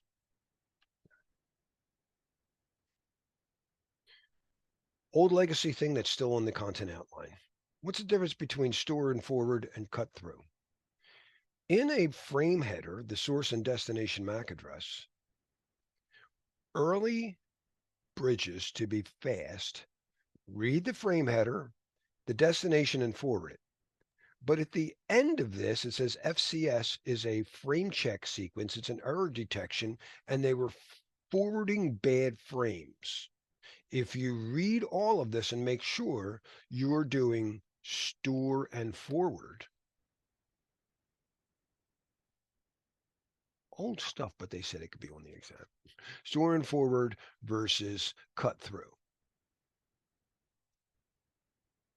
And cut through is when I just look at the destination MAC and I wanted to be fast. And I double checked with the LLMs. I was like, is it me? Or has nobody been doing this since like 2007? Isn't everybody storing forward today? Yeah, you're probably right. But whatever, it's on their exam. Might be. It's in their content outline. Right? So the OSI model comes out. Remember, this is like 1980. Yeah. This comes out in, I think, 86, something like that. And they decide we're going to get a little more granular. This is from the ISO, from the Federation. Same people who give us 27001 in your CC exam. So let's respect them. From Afghanistan to Zimbabwe, right? That's their goal. They said the application can be subdivided. So Larry does work with Microsoft Word or Telnet or an email client. But how will you represent the letter A in a series of ones and zeros. What's that going to look like? I understand we can communicate with this telegraph machine, but how do you make a letter A? And that's encoding. How will you present it? So that's an important distinction. Sometimes people just can't work with an app unless it's presented the exact same way, but sometimes people present things in different ways just to evade your filters. So look for if the signature ever contains this, don't do that. And they change it. They present it maybe in an encrypted format. So hackers like to present things differently to try to bypass your controls. Session is when you just realize at some point it's not just you. You have to talk to somebody else, and you don't just walk into a building and start talking. And whenever I've traveled, I did my best. My mom would always say, "Don't be the ugly American, Larry." She said, "Learn to say please and thank you, excuse me, how are you? And of course, where's the restroom?" So I learned those things. How do you log in? What's a graceful termination process? How do I get the IP address of that server? So things like DNS would have been considered an application. Here we would say like Telnet or email is an application, and DNS is too. But over here, you would say, nah, not really. If you're giving me the choice, I would say it's more a session layer protocol. When tests ask you, where does DNS work? They know Larry's out there. No, other people, and they're not going to give you application and session. It's one or the other. And I find more and more they're adopting that it's session. All right, and you won't see application there. Originally just called it the host net. We'd call it the transport anyway. The internet was the original name. And they told us how to drive. They told us what the car would look like, and how the wheels should work, where the brakes would be. They didn't tell us anything about the road. So the ISO came up with a physical, and this is where you define whatever the amount of, you said 0 volts on the wire will be 0. How many volts equal to 1? So, and usually it's 5 volts. I remember the first unshielded twisted pair was actually 3, and it suffered. Anyway, but whatever the case, and then what does the cable look like? What is the connector? All the physical stuff. Some people just help with the mnemonics well, first of all, just remember the steps of this. You could go, please do not throw sausage pizza away. All people seem to need data processing. But it's also important to remember that data goes into a segment, goes into a packet, goes into a frame. Data segment, packet, frame. And I don't have one for that. I don't have a cute one. Somebody could work on that. So because the IP and port number don't change, and the internal data could always be encrypted, network guys like me, when I'm doing Wireshark or any type of analysis on what's happening on our network, we're typically only looking at the packet and segment header. We're watching how data flows through the network. Cisco calls it net flow. This is in Wireshark guy, we just call it flow data, whatever. We want to see at least the contextual. And in security, we often can find things that, even though I couldn't see inside the packet, dude, that's a botnet. Why else is it behave? Why would, because it's encrypted over SSH, but why did it started with this guy clicked on the link. It goes to this weird IP address. We see a package of whatever a meg come down or whatever a gig come down. A minute later, we see it scanning a bunch of machines, and then we see it reporting to these others. Those are the command and control servers. It's trying to, and that is called traffic analysis. Very important concept in network security. I can't always see the content of your data. I can't hear what you're saying on your phone call if you're using Signal. But if you're calling Russian agents all the time, I'm going to guess you're involved somehow. If there's a place across the street from you in the city and people keep coming there for like 5 minutes at a time, driving up at night, and then they don't even hang there, I'm that dude selling drugs. Just the way it used to roll in my neighborhood.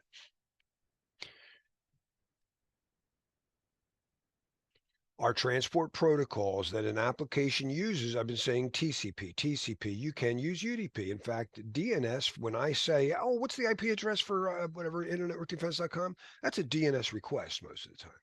Most of the time. That's a UDP thing. It's very fast. But for most of our stuff, and we want some reliability, most applications use TCP. It has features like it's reliable. If it doesn't understand what you said, it will say, dude, I didn't get that. Very important to understand the, yeah, absolutely. Though I'm going to point here something that always bothers me that's never mentioned in other people's books. And I don't know that it's testable. It's very important, though. It's reliable. Actually, if you're a Wireshark guy, you look for duplicate ACKs. That means it lost a pack. It's like, here's packet one, ACK one. I just gave you packet one. Packet one, you ACK whatever you want to see. You'd think you'd be ACK. You're actually, it's called, if I give you one, you go, your way of saying I got one is you ACK two. Give me two. But if I see you say ACK one again, he didn't get it. And Wireshark actually show that duplicate ACK as a black. It'll colorize that packet. So that it's reliable. But it can only be, and this is the part you never hear, it can only be this IP to that IP. When you want to broadcast or multicast, if you're going, hey, all OSPF routers, we got a new route just came up. I need everybody to know, you're doing that over a multicast address. And that can only be over UDP. And that's the same as broadcasts. If you're doing a broadcast, well, we have a broadcast that aren't even at that high. We have layer 2 broadcasts. But if you're doing either TCP or UDP, only TCP or UDP can broadcast. But stateful flow control, it numbers every byte, and it can tell you to slow down if you're going too fast or speed up when things are okay. That's really cool. And it's connection oriented. My wife is not always that way, especially when I wake up. It takes me a little bit. I do yoga for a little bit. I do Tai Chi, and then I go to get the coffee. My mind's still processing that. And she comes out, hey, did you think of the family? You're processing having this thing. I'm going to go. So what do you think? You got the family on what do you think? Time 4 or 5? I'm like, whoa. God, sure, I'm still. So, but this would be connection oriented. That means you have a very graceful beginning. Hello, hi. This is Larry. Hi, Larry. I'm ready to process with you. Oh, hi. I just wanted to say, it's called a 3-way handshake. It's like on the telephone. 1. Hello, this is Larry. 2. Hey, Larry, this is Shar. 3. A connection-oriented protocol will always actually have 3 basic phases. Session setup, or connection setup, whatever they call it, connection establishment. They can use different words. Data transfer, say what you're going to say. And then a graceful termination, so I know you didn't just hang up, which what UDP does, but you actually go, okay, I love you, bye. And when you say you love you, bye to somebody, you don't hang up. You know you're finished, but you don't know they're finished. TCP can do either. It can gracefully terminate, FINAC, I love you, bye. FINAC, I love you, bye. Or just reset, wrong number. But UDP for that trade-off is that it's much faster.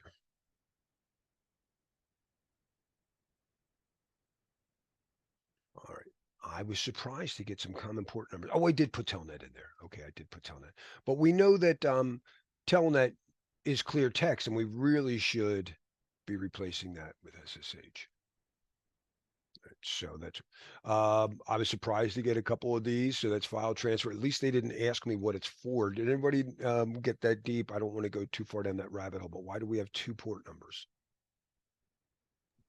One for data and one for control. Why can't they do that on 1 port number? I asked that question in the 90s, and I had people act like I was stupid. Because, it would ruin my day to have to explain to you the difference between it. They did it on SSH. all that encrypted over one port. And that's why when we do FTP, this is a real story. I got this lab as part of the Wireshark community, Laura Chappell's labs. She took my lab for this. It was a contest, and I won. It was one of 10 people.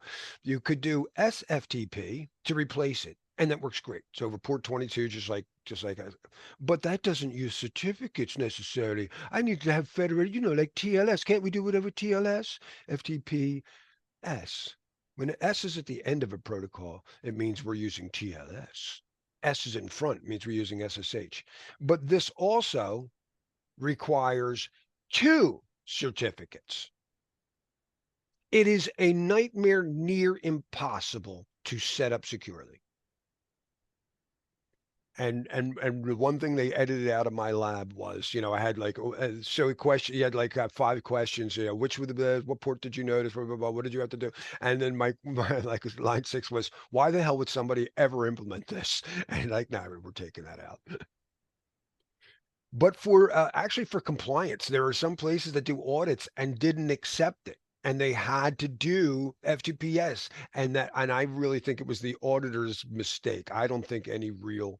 Anyway, I should go down there. But all right, so mail's the same way. Now on a test, it looks like mail's still clear text. अच्छी लगी मस्त है Oh, I think somebody didn't mean to be talking. Okay, mail MTAs, when all the mail from your mail server goes to another mail server, they're talking over भूख लगी आपको SMTP.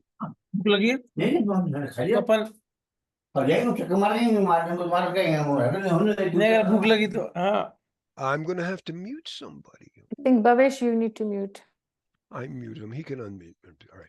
So MTA to MTA is port 25 in a book. No, it hasn't been that way in a long time.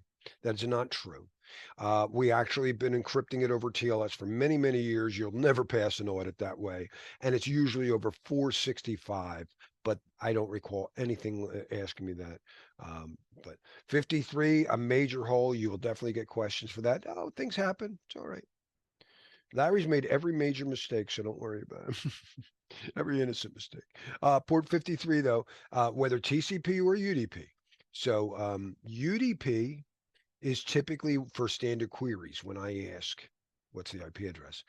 TCP could be for a query, but it's always for when DNS servers give their backup records to another server. So a DNS backup server will say, hey, just in case you go down, give me all the records you're authoritative for. And we call those zones, like domains. Give me all your zone records.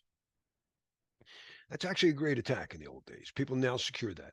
But it used to be really easy on anybody to pretend you were a backup server and get all their IP address. So when you're scanning the network and you're looking for victims, they might own whatever 60,000 IPs, but they're not using them all. This will give you every IP that's being used and the name of it. And often names tell you what it probably runs. Guess what mail transfer 01 does? Guess what payroll 2 does? So that was a great reconnaissance attack, doing an unauthorized zone transfer. All right, port 80 is clear text HTTP. We know we should be doing that over HTTPS. This is clear text mail when I pull my mail down, when I'm sending mail from my client, but both of these are also run over TLS today. So I'm not doing that. I'm actually not running this. POP3 is, I'm sorry, I said that wrong. POP3 or IMAP is for pulling your mail down. SMTP is for sending. POP3, actually, anybody know the difference? If you delete your POP3, you pull your mail down. If you delete it on that workstation, you lost it everywhere. I do everything over IMAP because the mail stays on the server. So I don't accidentally pull it down and then none of my other clients can see it. So my phone will always see what's on my workstation. Oh, and something very important to us in security, a lot of remote management is done over RDP, and it's a very common attack venue. A lot of people know you're doing that, and if you don't secure it, you're in trouble. There are bots constantly scanning for insecure, unprotected. You're going to do MFA on that.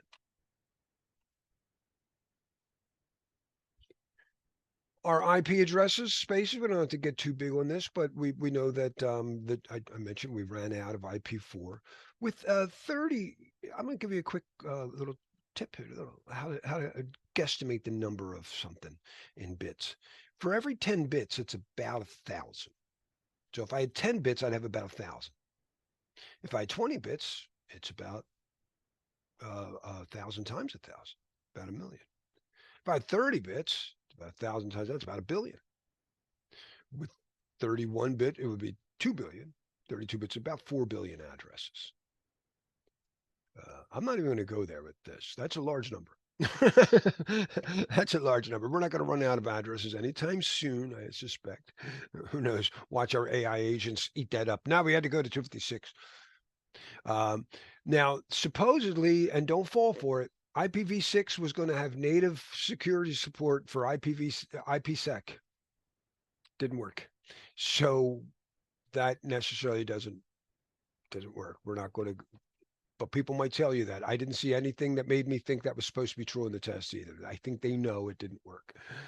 IPsec works in some ways. It just doesn't work as good as it was supposed to. It was supposed to do a number of things, and it only does remote access really well. It doesn't authenticate my own devices.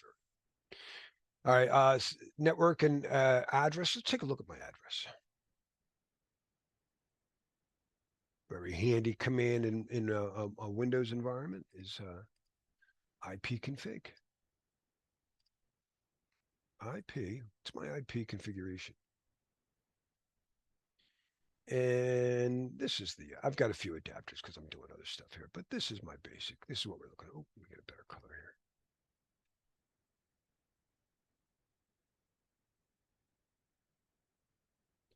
All right, so this is some cool information here. My IP4 address is 192.168.86.41. Well, actually, it's two addresses. This tells me the network. To get better color than that. And the host address. So one is like my street. The network address is like the number of my street, but host address is me, my particular machine. It's 32 bits. How much of it is network? Well, that's what this guy's for. The mask 255. If you didn't know, that's 8 bits at a time because it's 32 bits. 8, 8, 8, 8. So the first 32 bits, the first 8 bits are all ones. Oh, so the first 16. The first 24 bits are all ones. Oh, so I'm 41. And the network is 192.168.86. Now I got it. That's what the mask is for. The mask tells me how much do you use for network. I mean, you can vary that. Yeah, they can vary. And we're not going to beat it up here, but some people did some really stupid stuff varying that. But I'll give you a whole other I think our Wireshark class, if you want to know more, would be where I deep be there. All right, and then if I want to talk to somebody on 192.168.86, I go, here, I got a frame for you. Give me your MAC address. I'll give you a frame. But if I don't talk to somebody, no, I'm talking to ISE2. Give it to your default gateway. That's the router that's going to say, okay, that's my access point. I'm one, and then on the other side, I know how to talk to the outside. Important stuff here. You know what? Did I configure this? Did I put that in? Anybody know? How do you get your IP address?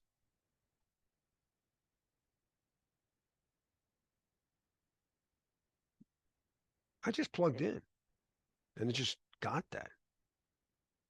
You can manually set IP addresses, but a dynamic, thank you, sir. Dynamic host configuration protocol servers will give you IP, and including your gateway and DNS. And if somebody had a rogue DHCP server that was evil, they could give me a phony DNS that made me think I was going to wherever, and I was really going to their evil site. I didn't go to Amazon and give my credit card. I gave it to Amazon. So that's one of the common attacks of rogue DHCP servers. Arpita, I see you turn on your, was that because you wanted to share something? Or we're just blessed to have you? No, I was just, standing up, and so I Good, didn't good. want. No, it's all good. I just want to make sure I'm not, hogging the thing. All right, so that's what the purpose of the subnet mask. DHCP gives us our IP address information, and a rogue DHCP server can potentially, they usually will send you everything you need. Somebody can set up a phony access point at a Starbucks. You connected, it said Starbucks, but you got a phony DNS server that resolved to the wrong place. And then there are certain addresses that are private. I'm 192.168. It's actually, if there's ever an RFC on an exam, there isn't on this one, but it was always RFC 1918.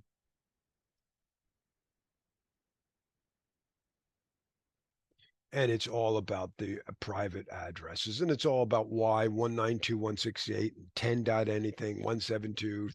So they didn't get that detailed here. You might need to know what NAT is, though.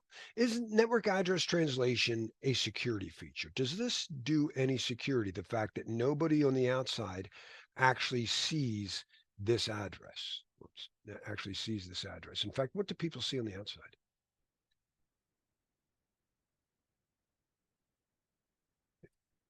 My Google. My external IP. Right now, they're seeing that. That's what T-Mobile gave my access point, my 5G router. That's what they're seeing, and everything else is translated inside. So does that add security?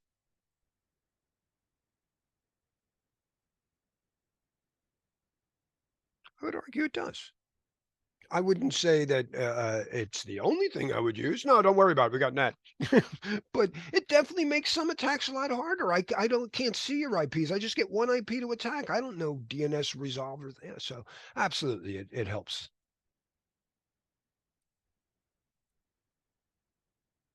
All right, so the little plug for our other class, but it can really help you too. With Wireshark, I do packet analysis, and it's really frame analysis.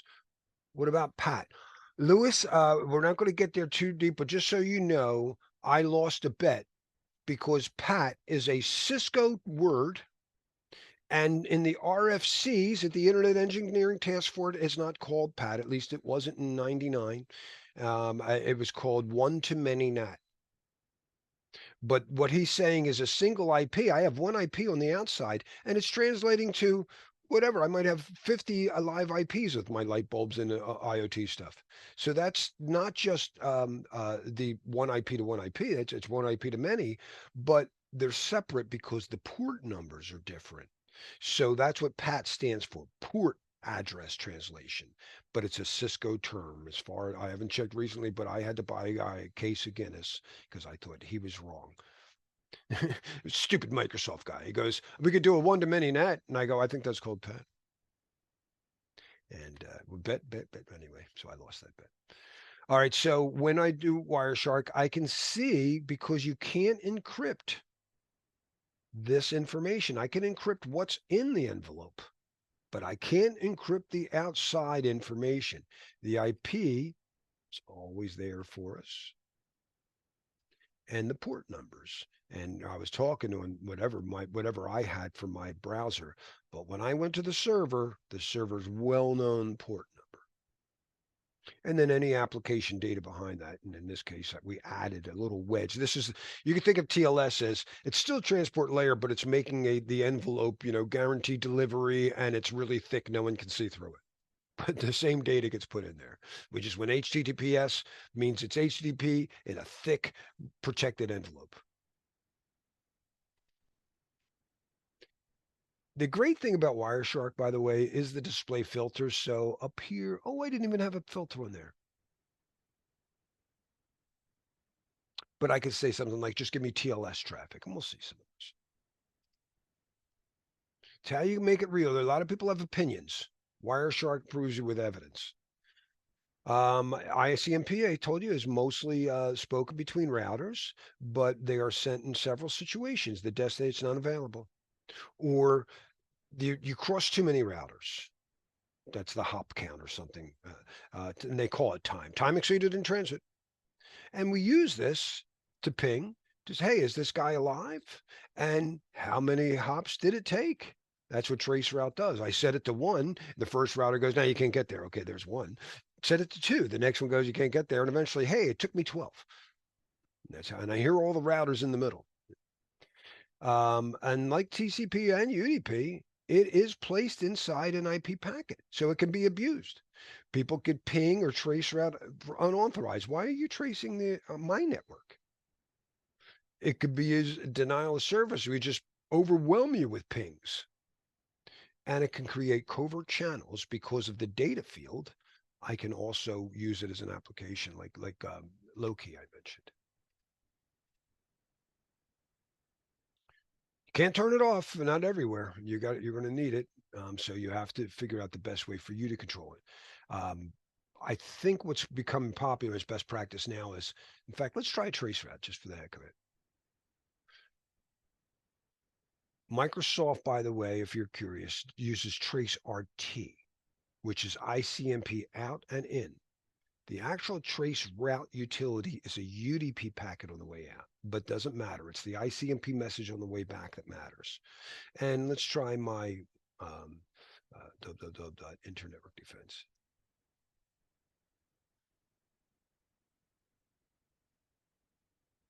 Defense, am I spelling that right?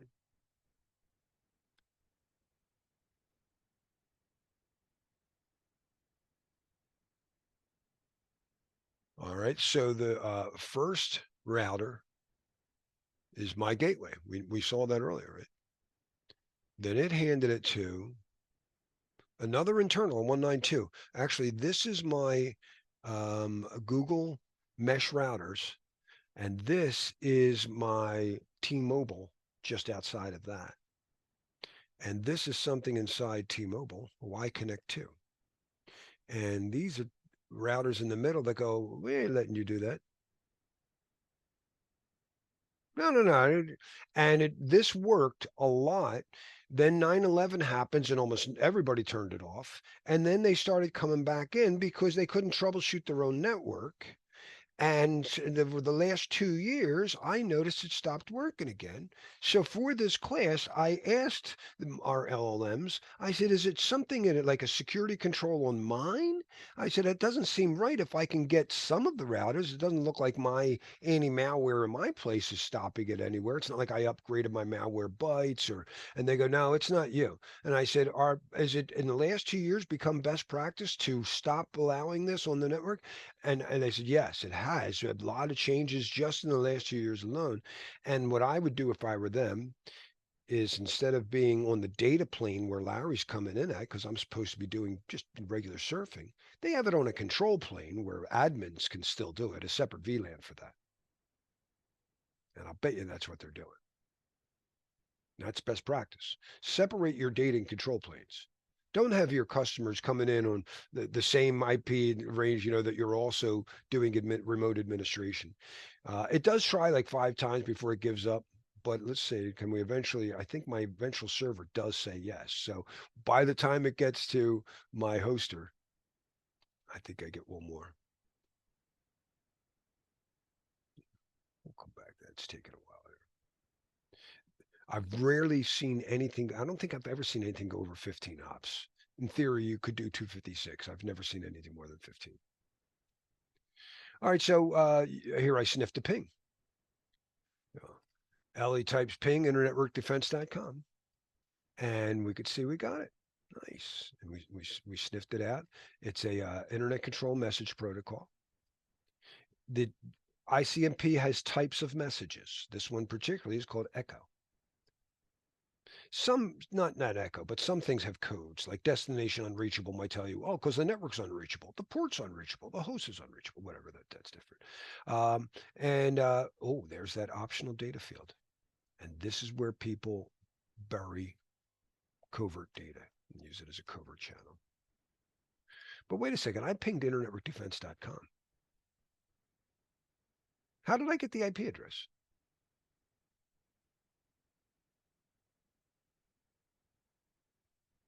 How did, when I said, look, it says ping internetworkdefense.com, pinging, 141, 193, 213.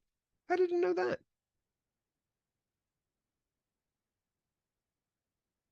Come on, guys, we know. What mostly unprotected service would resolve a name like internetworkdefense.com to the proper IP address? DNS. DNS. There you go. And there it is.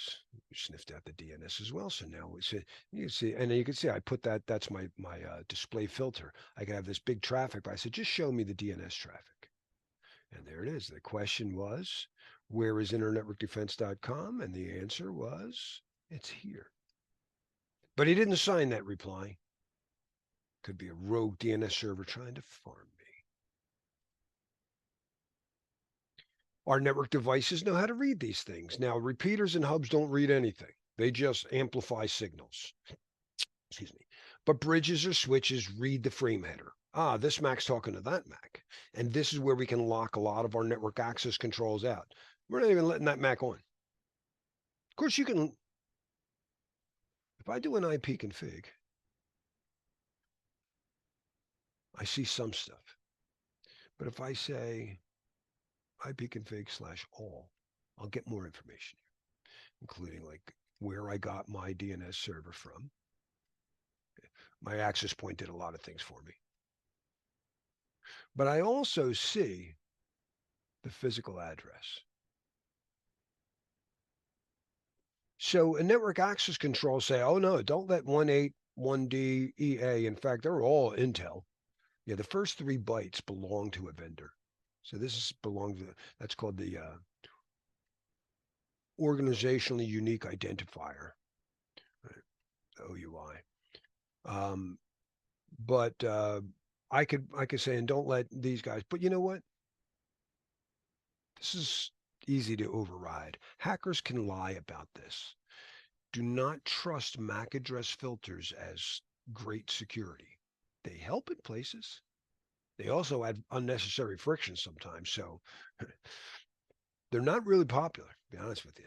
MAC address filters are not people's favorite way to do anything. If the network card breaks and you replace network cards, that machine can't work again. You're like, what the hell's going on? But I can make forwarding decisions. You go, oh, I learned that MAC on this port on the switch, and that's cool. Routers can read the IP address and make forwarding decisions based on that. Firewalls, IDSs, they can look and make decisions. Firewalls block the traffic. IDS just keeps a record of that. You go, hey, wait a minute, I noticed that. That's a weird IP port number, or other stuff. And load balancers just help us, distribute the load. And that's something that's good about IPv6, by the way, is I can do an address that everybody supports. So it's like these 5 servers all have the same Anycast address. So they'll share that address, and then, but a little out of scope for this class, but it's kind of cool. I don't want to totally downplay IPsec because IPsec doesn't work right. IPv6 still has some good features about it. It's really complex though. I don't like looking at it. Our wireless security, I need to authenticate. We treated that like a WAN right up front. WEP considered very bad. The authentication and encryption keys the same. So if you know the passphrase to get on the network, you can sniff everybody on the network. WPA fixed that, but it was broken within a couple of, I think they crack it in 3.5 minutes. These still used, I don't know if you need to know it, an RC4 protocol, RC4 encryption protocol. And it wasn't just RC4's fault. It was the implementation of it. But WPA 2 Enterprise is very strong. I don't know how to break that. WPA2 personal mode, you're If somebody guesses your passphrase, they can decrypt your traffic. WPA3 fixes that. Most common attack, though, is the rogue access point. It said Starbucks, I connected. It's also known as the evil twin attack.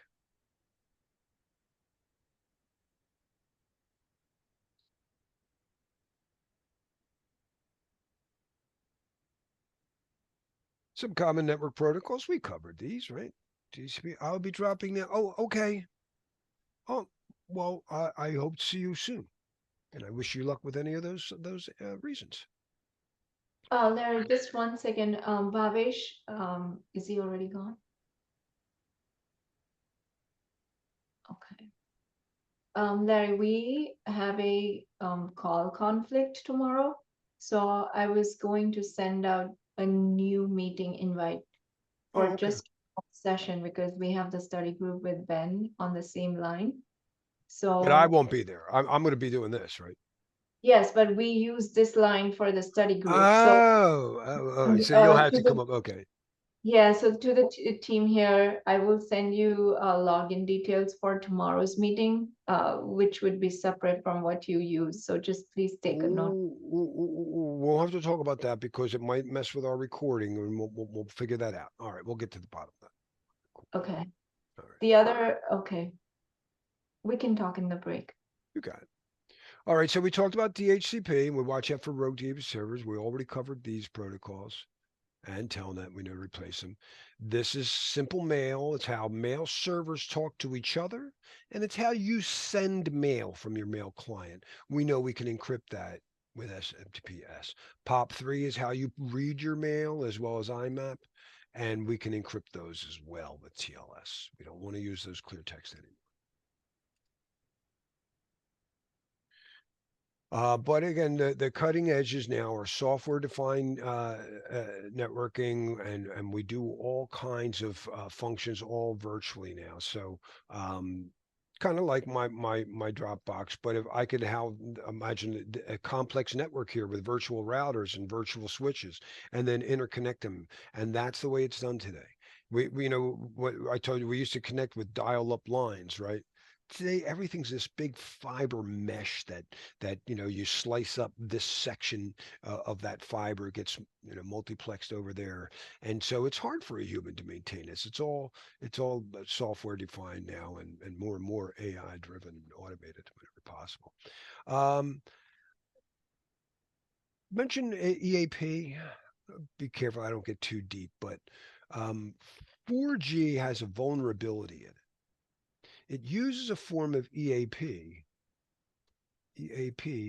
AKA, and this is vulnerable to a spoofing or a man in the middle attack. And that's because you extensively authenticate your phone, but you don't know if you're actually connecting to your provider. That could be somebody with a little multiplexer in the middle, a little proxy in the middle. And those are actually called in real life stingrays. Megumi displays those, by the way. She shows those at conferences. A 4G stingray. Take some look about it. Stingray attack. Oh, I didn't put in G.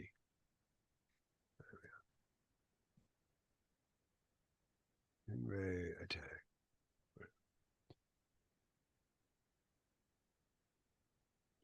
So when 5G came out, they announced they're going to move to a stronger authentication. We know TLS, right?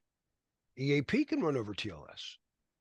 So they decided they're going to run EAP TLS, which is really hard to roll out because it's going to require that the client and the server have certificates to prove who they are. None of this passphrase crap. It's hard to roll out certificates, just like we don't have SMIME. 5G was supposed to fix this. EAP TLS, but vulnerable stingray attack still works because they couldn't roll it out. So they actually just not mention what it was supposed to do. They are vulnerable because of lack of authentication, because they stopped. They were like, oh, this is really hard. So they went back to EAP, AKA in most cases. The shortcut leaves phones. Well, what did my mom used to say? You had the best of intentions. And we've talked about IoT stuff, nothing new here. Is it time for another break? Let me see what we got here. We talked about these stuff. Let me just see, because a lot of this is, we know that we went from insecure HTTP comes this. FTP, I prefer you do this. For compliance, I've been told people had to do this. This requires certificates. This is TLS. This is SSH. And still, we have a lot of vulnerabilities in these protocols still today. DHCP still it's still clear text. This is how you initially get an IP.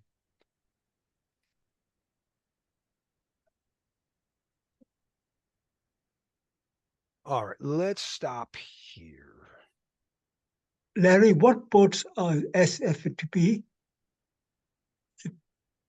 Oh my gosh, hold on. Let me pause. I think it's like 9. It's way up there. Nobody wants to do it. It's like 900. Let's find it. And these are defaults. No, what the heck? What the heck? Let's get Claudius better. What ports does FTPS default to?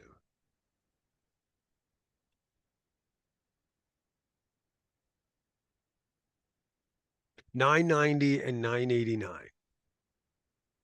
And it still might use 21. Oh, you know why? Because they probably can't get the internet control working right. As I told you, they can encrypt the data, but you still got to do this, and it makes this easier to roll out. I'll bet you that's what's going on. It's really hard to make that thing work right. But for the test, have we got to remember the ones that you have listed on your slide? Of the 5G? No, this is what you No, want to no, know. I meant the common ports. There was a couple. I don't remember FTPS being asked, but this was. I shouldn't mention that. I shouldn't do that while I'm recording.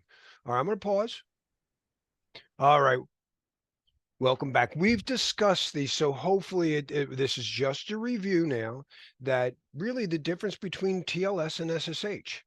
They can both take all of our traffic in the envelope and make it a darker envelope with a guaranteed who's the server. All right, that's what it does. It can encrypt it but when they prove the ID of the server in TLS, you use a certificate. We saw it, and that's the way the web works. Like, the reason I know this is really YouTube. I put in their name, and the DNS gave me their IP address, but I need to see their ID card, and that's what this is. The certificate is their ID card.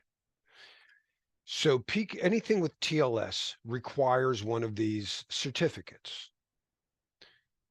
SSH doesn't require a certificate. That's the big difference. You could use a password.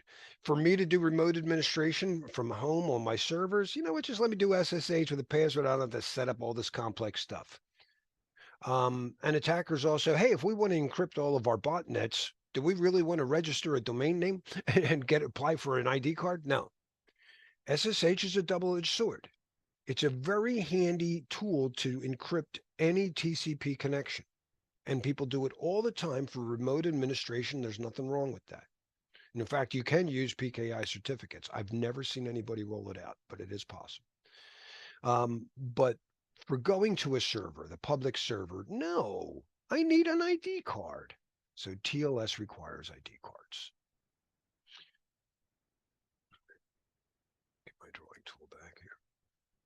Now, when I authenticate with TLS to a server, HTTPS, I know it's YouTube because they gave me their certificate. There's no rule that says a client can't do that. It's just really hard to roll out certificates. That's all. And we don't really need to know too much, but SSL was the first. It was a secure socket. When you have an IP and a port number, and I call that the flow data, some people call it the socket. Hey, what's the socket address for that server again? 10.1.1.1:80. You put a colon after your. When I type in www.youtube.com, DNS told me that's at this IP address. How did it know to go to port 443? Anybody know?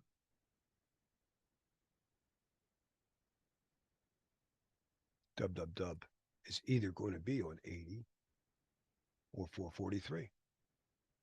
By default, that's the standard. People can change it if they want to, but if you're on the internet, don't change it. You're going to, we want to be able to people to find you easy.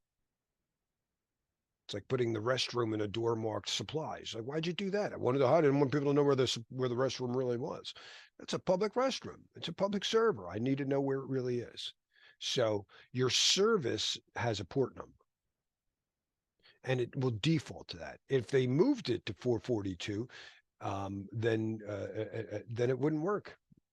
The browser wouldn't know, and I would have to type in. And you could do stuff like that. You could actually put in, like, I wonder what would happen if I go colon 21. Nothing. I can't get to. That's the FTP service, right? And they're not letting me see that, even if it's going to be reached. Do they have? You know, it's a funny one that people do. They don't have an 80. They moved it to 8080. That's like internal admin stuff, but they're not going to. They better not have let me see that. So they're not going to. It looks like there's something there, and they're going to filter me from getting there. Anyway, a couple other protocols that are very important to move over there. The session initiation protocol is for voice over IP. Voice over IP has two protocols, kind of like FTP. One is SIP to session initiation protocol, right? Session information. And then there's two, RTP, the real-time protocol, and that's the actual voice data. Well, SIP, people could lie about who they are. The session initiation protocol, I put in the wrong caller ID. So SIP TLS mitigates that. RTP runs over UDP. I can't do that. There's no S, so we have SRTP. I don't remember them getting that detailed. I thought I saw SIP, something like that. It is very common to have to deal with. HTTP, we already said that. It encrypts the data. It authenticates the server. I get to see their certificate. They actually hash everything.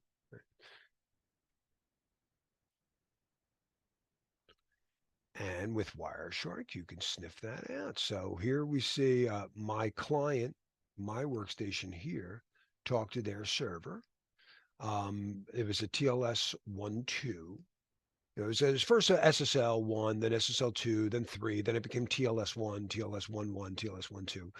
We're in the middle between 1.2 and 1.3, and I don't want to get too deep there, but 1.3 has features that security people in the middle sometimes get paranoid about you having. So it's actually not even allowed in China. They don't even want 1.3 in China. But the client says, hey, I want to talk to this name, you know, and this is a TLS handshake. The server says, hello. Oh, yes, you want to talk to me? Here's my ID card. It was signed by a third party. The public, well, the name on the ID card is the ISC2. And you always get, when you get a certificate, you're getting somebody's public key. So this is their public key. And obviously they use an RSA public key.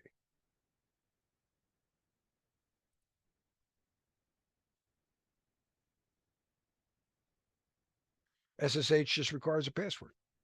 Again, it's a double-edged sword. It's very handy for you to do a lot of different things, but it's not for production applications that you're going to host to other people unless you do other countermeasures, or you did a careful risk assessment and said we prefer SSH over TLS. Yeah, it's common use in malicious activity. I talked about botnets. These are networks that talk to each other. Somewhere's 30 million strong, right? They're all stealing money from banks or whatever. But another famous attack is a reverse shell. Instead of using an application that goes to the operating system, this command prompt is a shell. I get to just talk. I don't have whatever Firefox saying, hey, print this document. I'm saying, suppose you could click on a link and somebody else got this on your, like this was your machine and I'm seeing the C prompt. That's called a reverse shell. It's one of the worst attacks you can have. Now somebody comes in and has a command prompt on your machine, and they're usually encrypted over SSH. So, it's like fire. Fire is great for cooking your food, but it also is used by arsonists in not a great way, I don't want to give up fire. I told you kids that no good would come from fire. Using encryption, I can create my IP networks and encrypt the networks and make it virtually private. I could do it at various layers of the protocol. So I could create, well, when you associate with your WPA, when you have really a virtual and private network while you're on that, it's just local, just from you to your access point. I could encrypt everything coming out of my building, decrypt it at another site, maybe the Philly office is the Chicago office, and I just encrypt everything behind the IP header. That's IPsec. IPsec can do all that, and it's great, and it still works great for whether it's remote access. You're coming in from a hotel and you want to connect your machine to the network, right? You're connecting to that entire network, regardless of port, and you get a remote access VPN to everybody on that network, from site to site or remote access. I've got an infrastructure as a service contract with Microsoft or Azure or whatever, or AWS. I probably have my internal network using IPsec to set that site to site, my site to their site. These are for individual applications, but there are a lot of really cool TLS gateways that were actually easier to set up for remote access. People on the road using that. So for remote access, you're going to do IPsec, TLS, or maybe some other web front end. But for site to site, you're probably just doing IPsec. Older protocols, I don't want to get into too deep here, but remember PPP, SLIP has a clear text password, but PPP it can do CHAP or EAP, that wide area network protocol. There's clear text. Microsoft said, why don't we add encryption to that? Point-to-point tunneling protocol. All you need to know is don't do that anymore. PPTP is bad.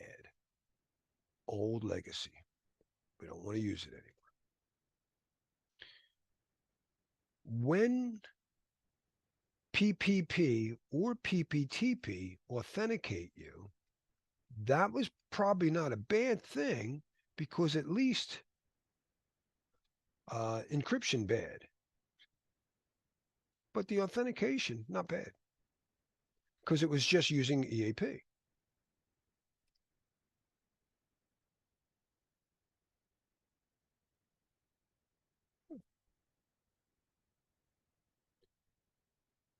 And now I could ask somebody for whatever EAP extends it. I could say, put in your passphrase, put in your token device, show me your UDP, whatever, biometric. That's what it extends you to. Think about when you're doing remote access, not at that layer 2 layer where you get to, before you even network access control, see if you're allowed on there, because this is layer 2, just like PPP was. But you're doing it at IPsec. There is no way to authenticate them, not in IPsec. So borrowing from this, if you're doing remote access IPsec, not site to site, you're going to load a layer 2 tunneling protocol that still knows how to do the EAP. So IPsec fixes the encryption, L2TP still uses the EAP. It's a little deep, probably not worth a lot, but it is important. You do need to authenticate people, right? So IPsec provides confidentiality and encrypt the payload of the data. It can. Almost every implementation does. That's what we do. We call that ESP. When you encrypt the data, that's what all remote site to sites are doing. Authentication header is supposed to authenticate the source and destination IP address. Sounds good. Network address translation broke it. So this is a good idea, but I've never seen it running in the field. But if you did to run it, it would authenticate both that is the Chicago office and that is the Philly. Those IPs are good. That's the right host to host operating system. That's good. So it does do that. And it hashes everything. IPsec is a great protocol when it works. Transport is allowing my workstation to do all of the transportation to, say, my perimeter router to make sure that really is my router, authenticating the header. That's the idea.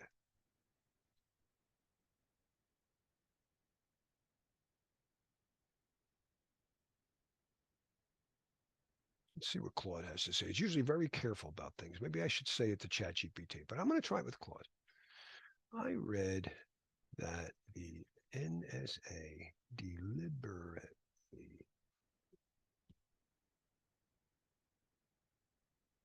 broke or sabotaged, broke IPsec in something called, Star Trek fans rejoice, something called the Vulcan Death Grip.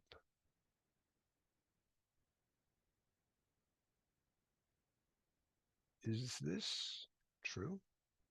Or is there any merit? Because it still works to some degree. You don't want to talk about that, huh? Several allegations brought about the intelligence group in the NSA. No, it isn't. It was. Let's watch. Let's Google it.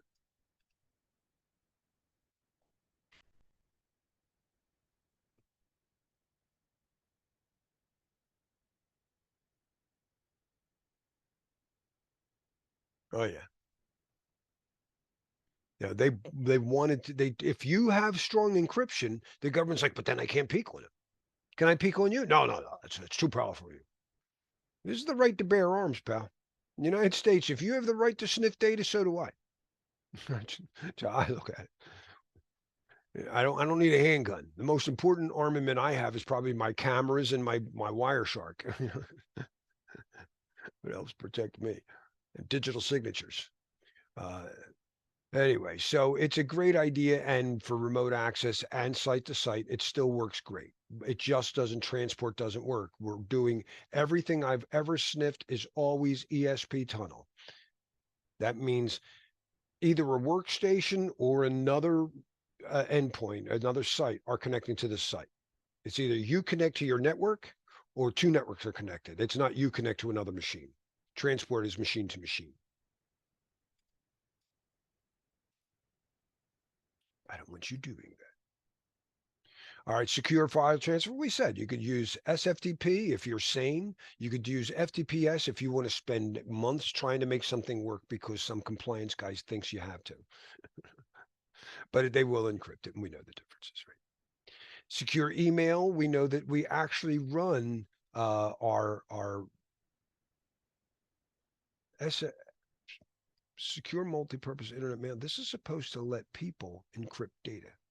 Oh, I meant to bring up a client without recording. I want to show you my Thunderbird client, but I don't want to bring up my real mail.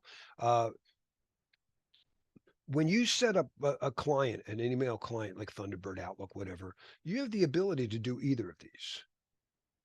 This, you could just create a private public key pair, and then you could start signing emails, and people go, I got this weird email from you. This one, you do the same thing, only first you have to apply. You got to use like your driver's license to get an ID card, a certificate. You got to get it X.509, just like they do on web servers, and then plug it in, and they'll still say, no, my spam filter caught it because it looked weird. These don't, we're supposed to do this, but it doesn't work. Not many people are doing it. 2% utilization. In the U.S. Department of Defense, for sure, they have a very good rollout. If you have like a CAC, a computer access card, that's what's on there is part of it is your S-MIME private key. But it's been very tough deploying it. So what we can do is use TLS for these. But what's good is these will at least authenticate the server, the MTA. It's not authenticating the client, but it will help. POP3 will make sure that that is my server. And when I pull down, if it's secure or IMAP is what I recommend you do, that it's pulling it down in an encrypted channel. SMTPS would ensure that you're sending it, or server to server, but it's not. Again, it's only those certificates only authenticate the mail server. Network access controls, we talked about using EAP to control what MAC addresses basically are allowed to talk. Because if you can't even get a MAC address, you're not allowed to do anything. I don't care where you're coming from. You're on that port. There's a lot of ways to integrate that. So a lot of this stuff works with EAPOL and a radius server, which we know should just be authentication user service because it's not for dial-in anymore, right? And it's our most popular AAA server for network, to gain access to the network, not for like a OAuth, that kind of things.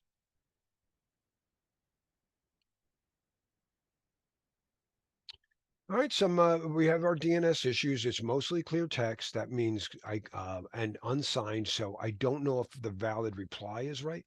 Suppose you don't ask a question. When I ask a DNS server, there's a lot of protocols like that. There's the address resolution protocol where you go, oh, in fact, that's the most popular packet on the network. Let me show you. By far, every time I don't know your MAC address. I yell down the street, hey, who's got that MAC address? Let me start a new. I'm going to start a new capture here. Whoops. Larry and his live labs. But I'll show you how popular this packet is. So it's going. I'm going to put in ARP. And already we got. This is how you find out where an IP is. You don't remember where that is. How do I get to that store again? I know your IP address. What's your MAC address again? What is it? What is it? Suppose you didn't ask a question and somebody goes, oh, by the way, 10.1.1.1, it's in my MAC address. Oh. You don't say it every time for every packet.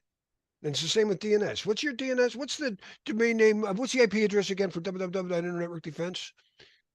You get a DNS reply and you hold on to it. You might have whatever 1,000, 1,000,000 packets to send them. You might do it in 20 seconds later or whatever. But if you didn't ask a question, you shouldn't get an answer.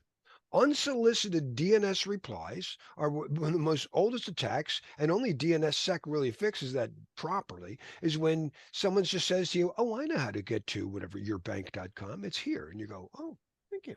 Well, I won't bother people later for the next 20 seconds. That's cache poisoning. You get ARP cache poison. There's all kinds of cache poisoning attacks. It's basically what they just did. I just saw a big attack on the memory thing that I'm using on ChatGPT. Someone implanted malware in the memory. Just came out yesterday. It's very funny. So anyway, so we got DNS issues. Yeah, I saw that, Larry. Was it for stealing credentials? Yeah, even I saw that news. Yeah. That's something. Yeah. Now, encrypting the query, we talked about using DNS over TLS required new port numbers. So that was a pay. So this is much more. It's basically the same thing, but this runs over 443. All right. Outside the scope, but something I love, and I can't get a single Web3 guy or a crypto nerd to listen to me yet. They're all doing their decentralized networks over TCP, over TLS, because it's secure. But we now allow, and YouTube wrote it, Microsoft or Google wrote it and would do it for like 12 years, but it became a standard 2 years ago to just do TLS over UDP, because the TLS already gives us all the crap that I got from TCP anyway, for the most part. And UDP, I don't need a three-way handshake. I'm already doing a client hello and a server hello. I'm acknowledging every packet. So it's much faster, much faster. I want to go it's more than just saving that handshake. There's a lot of really neat stuff about Quick. And this is what YouTube's been doing for the last few years, like 12 years anyway. They're also, I don't know that quantum computing's ever going to work. I'll believe that when I see it, but a lot of people are afraid, including the U.S. government, at least addressing it. And we have post-quantum algorithms. These are only the identity keys. That means only the public-private key pairs instead of RSA or elliptical curve, which is what we use now. We need to go to something else. And it was called Crystals dilithium, they renamed it. It's supposed to be coming out any day now in the latest Microsoft browser. I'll try sniffing Microsoft, see if they rolled that out. We'll be seeing more post-quantum algorithms. All right, some basic threats and attacks, denial of service attacks, that whether it's the sin flood, they just keep overwhelming you with sins, you can't answer the phone.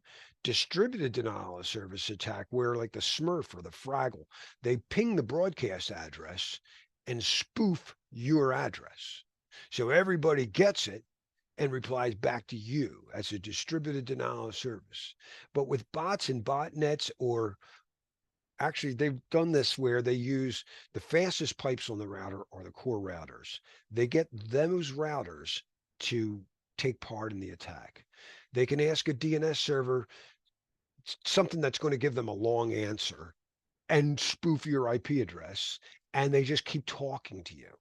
And so those are distributed reflected denial of service attacks. They're really, really bad. Reconnaissance, you can just see if somebody is listening on that IP or is that port listening. And then there's covert channels. I could run it over a different port. I could run it over ICMP, whatever. And email does all kinds of things like, and we've talked about phishing.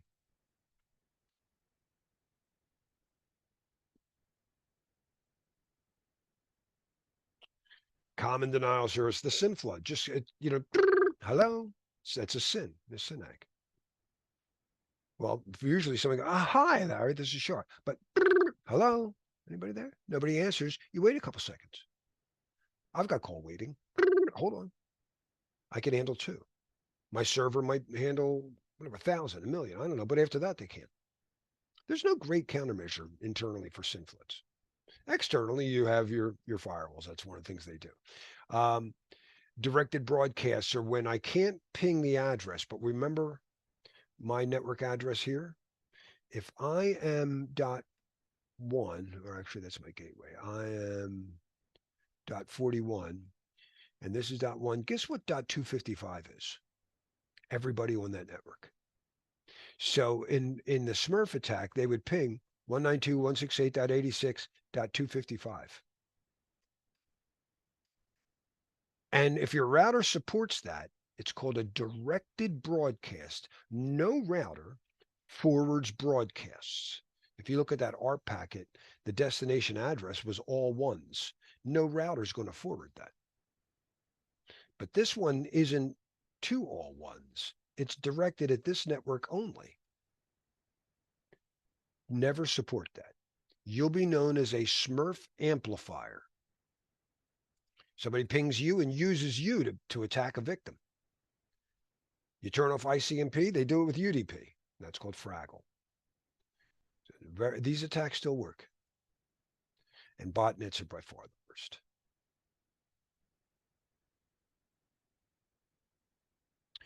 Just like I use Wireshark, there's a couple tools I always have to have in my toolbox. This is another one. When I don't pull it out as much, but when I'm troubleshooting or I'm just confirming that I don't have any rogue infrastructure on my network, you got to know Nmap. Wireshark and Nmap are like the network analyst's best friends. You always keep that on your toolbox. Larry, Yes, sir. how do you prevent a DOS attack? You can do some things, okay? One thing is you may say, I don't allow, like for sin floods, here's what a typical firewall would do, is it does something called TCP intercept. So when somebody says a sin to you, they're actually sending it to the firewall. The firewall looks at it and goes, okay, I see you, and passes it on. And then you synac and they go, okay, now it's, you were listening, now you're half open. Once you heard a synac, you are now half open. And then you wait for them to connect, the third ACK. And they don't connect. But you see another one. And you see, now you're like, and they'll spoof the source address. When you're doing a denial of service, you don't tell them your real address. There's no reason. You're just trying to. So you have another one from another IP, and you're like, that's 50 in a row to the same server, and they still have yet to complete the 3-way handshake. I'm starting to start dropping them. So that's one way to do it. But when you're having real big distributed denial of service attacks, the only way to do this is with load balancing and clustering and some rate limiting that says we're noticing some heavy load in Philly. We're going to shut down whatever, and we're going to try to we've got clustered versions over here. So fault tolerant networks and redundancy is the only real countermeasure. Does that make sense? Yes, thanks. You're very welcome. Covert channels, you can never stop them all, but you can look for well-known ones, and they do it, the old steganography. They store data in a picture, but we see it in data in transit all the time, like in the ICMP. And the most famous, I'm not a big netcat guy, but some people think that's the Swiss Army knife of hacking. But its most famous tool, it does a lot of things. It can actually do what Nmap does to a degree. It can scan things, but its most famous use is to redirect port numbers. So I'm going to run whatever net BIOS, see you, Cliff, over, which normally is like 139, and nobody lets you do that on the internet. So I'll run it over whatever 443, and then I'll have somebody, some hacker, somebody clicked on whatever the cat video that's going to redirect my attack over a different channel and run things. But whatever, we're not going to get too deep there. But if you want to ask your LLM about another tool in hacking, Netcat is the port redirection OG. All right, and then lastly, understanding network security infrastructure. We talked about a lot of this. This is mostly redundant, reminder stuff. So we know the importance of defense in depth. We don't just want to have perimeter controls. We have internal controls. We know that we don't just have preventive controls. We have detective and response controls. We don't just have physical controls. We have technical and administrative controls, right? So all these basic things here. This is mostly a rehash. We like to segment the networks. Now, VLANs, in the old days, I would do a physical segmentation. I would actually, you're plugged into this hub and you're plugged into that hub. And a lot of times for some things, they do that. They air gap them.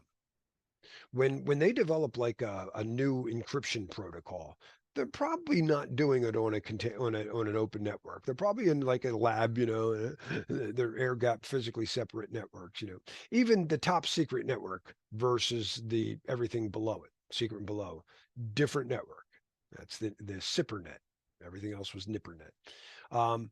But that's a lot of overhead physically changing things. So I can logically change things around, and that's the typical VLAN, right? Those are virtually segmented. Now, I shouldn't have had the two bullets there. One of my LLMs suggested that, and I didn't catch them on that. It's the same thing. I didn't just have the LLM write these slides, I did coach them and go over their work. I just missed that one.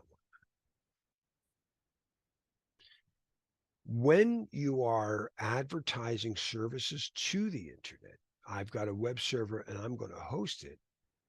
I'm going to have to allow other untrusted users to get an IP and port number connection to it. They got to have some ability to get to it. I don't want them coming into my network where I do all my internal stuff. So we create a buffer zone. We call that a DMZ. And all of our private services are behind a firewall, an internal firewall. And then there's an external firewall that creates the separate area between them. And we call that the demilitarized zone or screens subnet. And we let most commonly our public web servers there. When I'm resolving the IP address of my mail server, I can go to my internal DNS server that knows where all my workstations are. When I'm going to NIST.gov, I need to go outside. Actually, Larry would talk to his DNS server, which would go to the outside, and letting port 53 directly to my DNS server is a bad idea. Somebody owns that, they get all of my IP address to host names. So we actually have it on the DMZ, and we have a DNS resolver in there that just does forwarding. I'm looking for NIST.gov. He's looking for NIST.gov. If somebody breaks this resolver, at least they don't get any data. They'll just break my ability to work. That's the same problem in email. When I'm sending email to somebody in my company, the DNS gives me the email address for that server. I talk to that server sends mail to that person. When I'm sending or receiving email from outside my domain, I'm getting it from another server. Having that mail transfer agent or mail server talk to my mail server directly, letting port not 25, probably encrypted over 465, but come in, bad idea. So we have an email relay. And we always look out on these tests to make sure that they are authenticated. Must be authentic. If not, you will be used to send spam. Hackers will find you and you will be put on a black hole really fast. So anytime you see an email relay, make sure it's a authenticated relay. IDS sensors, if you're going to let people in that part of the waiting area, put a camera up in that waiting area. All right, honeypots are always wanted on a test. I don't like a honeypot. I have no business running them. A honeypot is a tool that you would an unprotected system that would sit out on your DMZ, kind of like a burglar alarm. You know, somebody's going in there, going into the honeypot. Let's see what they're up to. Larry is afraid that he'd be negligent, not notice what they're up to. They take it over, use that to attack the White House. I'm negligent. So if you're going to use a honeypot, please think it out carefully, you know. Say getting whatever. And then the border devices are the firewalls and routers that create the DMZ.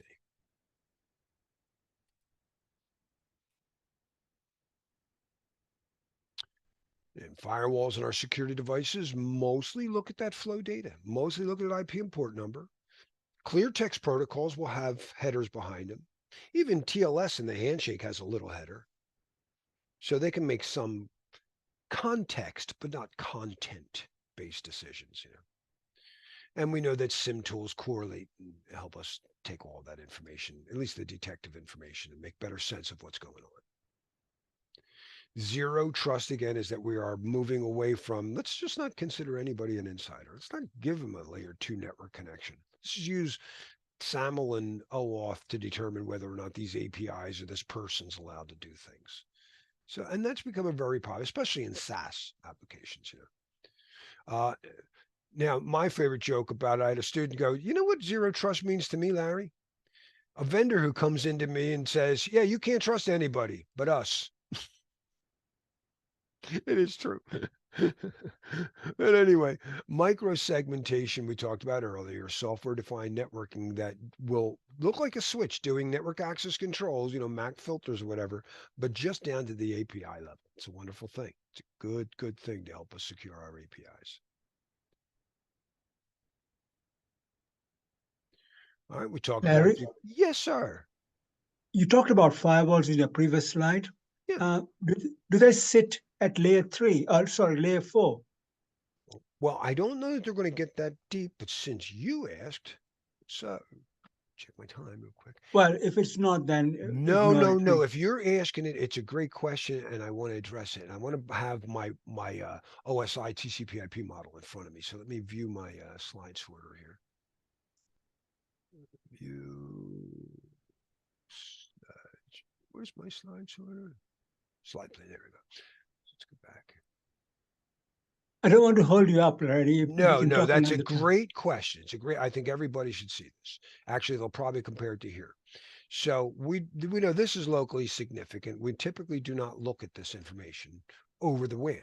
What our firewalls and our IDSs, even if this gets encrypted over TLS, so that's like saying all this data is encrypted, this information is available. So they actually work here between the two of them. And this is what's known as the circuit level.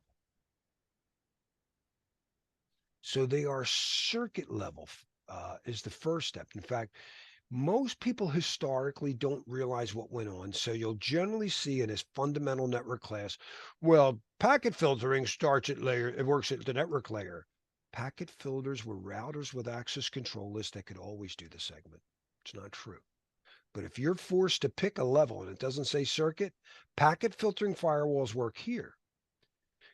Stateful inspection starts here because TCP is stateful. So Checkpoint, who trademarked that term, stateful inspection is their word, They inspect the layer first at layer 3. Is that true? Okay, let's look at, because if the IPs are not allowed, I'm not even going to let you in there.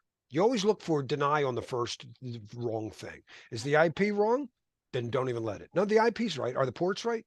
Okay, yeah. Did someone send a SYN? No. Then he's just coming in. He's not allowed out. Oh, it's a SYNAC?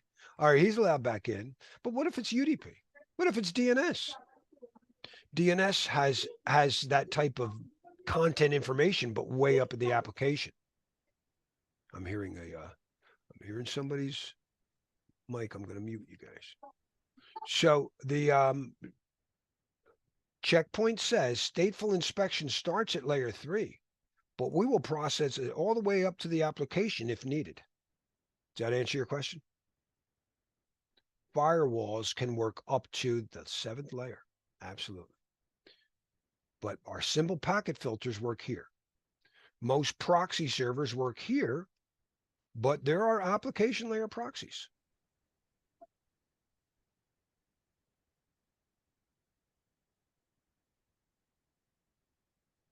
Lewis, it was your question. That I might have muted you. Yeah. Okay, good. Yes, you have answered it. Fantastic.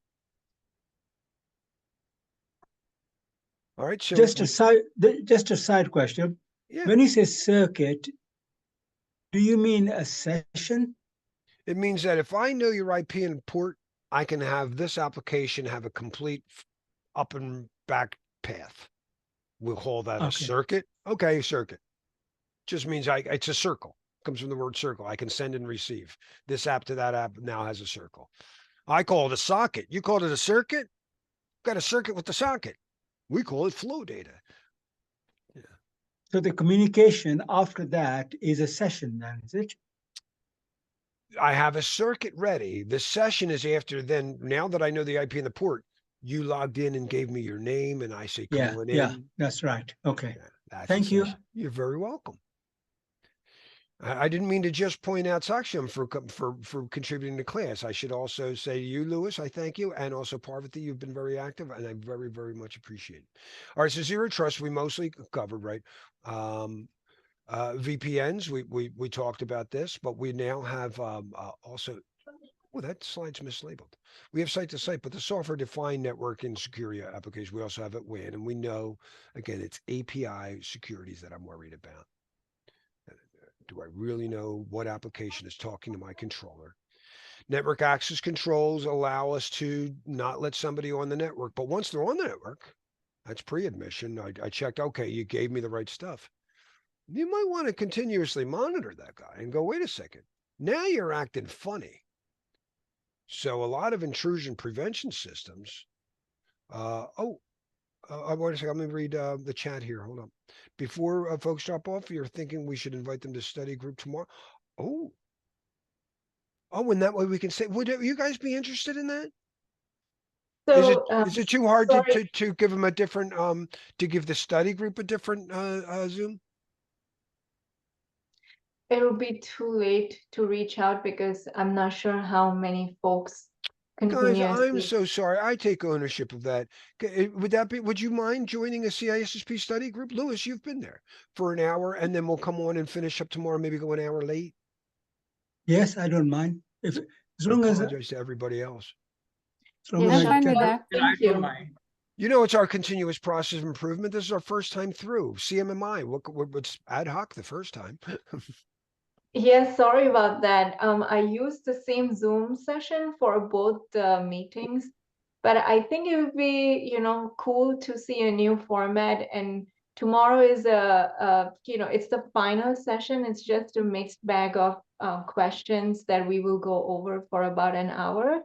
So that's from 11 to 12, and then we can start our routine session at 12. So in case you want to skip And the study group, our guest, we have Ben Maliso, who no one's more connected to the ISU2 than Ben. He's been around for years. He's written study books. He's written official study guides. So he'll be a great guy. He's got a CC program too. He's a great guy to pick and get answers from. So Yeah. there's a good 80% overlap, I'm sure. We can Yeah. be silent spectators. Yeah, that's totally. Oh, not you. I hope you're not. All right. So again, pre-admission is do I let you on the network, but post-admission network access control is like a lot of our intrusion prevention systems are like, all right, you're acting funny. I'm going to take you off until you learn to play nice, and we try to integrate them with our other identity. One of the things they talk about sometimes is next-gen firewalls. Next-gen firewalls integrate with your identity and access management. So it's not like, can this IP go to that IP? It's like, is Larry allowed to go there right now during these hours from that location? So that's really cool. Next Gen knows who you are. All right, securing our wireless. We kind of what we did. We know that WEP is bad. Do not do that. Do not do that. This is okay. If in enterprise it works great, but in personal mode you are vulnerable to password guessing. This is much better. It should also have a separate guest and corporate network. We have wireless intrusion detection, and some of it's just radio waves. A lot of times it's not another Wi-Fi device that's getting in your way. It's your microwave oven. And you can find these things, with other, maybe a baby monitor or something. There's a whole bunch of these things. Cordless headsets can get in the way. Larry, Yes, there's a sir. term called captive portal. I don't know whether you've heard it, mostly in hotels and things like that, where they sort of tend to segregate you rather. What's it called? A captive portal? Yes. Don't know whether you.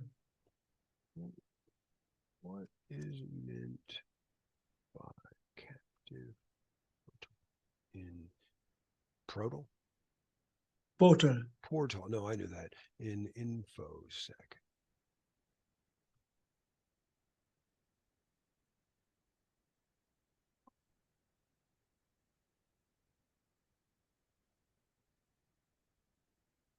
Nice. Oh, if everybody gets a test question, I hope you thank Lewis for that. That's great. I won't go down the path, but I have a very funny story of me sniffing out one of these. All right. The shared responsibility when you outsource, transfer the risk of running physical machines to Azure or whatever, you have to understand what you're still responsible for. When it comes to classifying and setting up the proper roles of who's allowed to access what data, that is the customer's responsibility. If that data got corrupted because of a disk issue, well, that's technically physical infrastructure. That's a different thing. That's the cloud provider's responsibility. So if I'm on premise, everything's my responsibility. In infrastructure, I don't have to worry about physical security. I don't have to worry about the parts of the operating system. I guess I have to worry about, my users and stuff, but I don't have to worry about, connecting to the device drivers and stuff. The same with the network. I can come up with my own, network segmentation, but I'm stuck with their external devices. I control everything else. PaaS is variable. There's a lot of different things that fall into PaaS, but it's I still have to even deal with the client front end. Who's so think of Zoom or Dropbox. Zoom uses AWS's provider infrastructure. Zoom writes a platform. Larry is a user of Zoom. So Larry is just responsible for the data, but the Zoom is responsible for the actual application front end, the Zoom client. They wrote it. All right. There are a number of shared responsibility matrices. This one, I like it because it's blurry. Some will have one thing falls neatly into a category. Just be familiar with it. You got to know, wait a minute, that's your problem. You're not supposed to be calling them. Securing remote access for administration, especially over when COVID first came out, there were so many RDP hacks. A good way to do that, like a proxy server, if you're going to be having, whether it's SSH or whatever, have a proxy server sit out there for all your remote administrative things, and that's called a jump server. So now your remote admins hit that server, and then it can SSH to the other things. Anytime You put something on a DMZ, you better fortify that. You have to harden it. That's what a bastion host is. It's hard to do patch management everywhere. They break things, but you better patch these guys first. We talked about remote access, excuse me, disaster recovery and remote access during that. And we talked about MFA, always the best practice for remote administration. Emerging trends, we talked about 5G and the security isn't working the way we thought, unfortunately.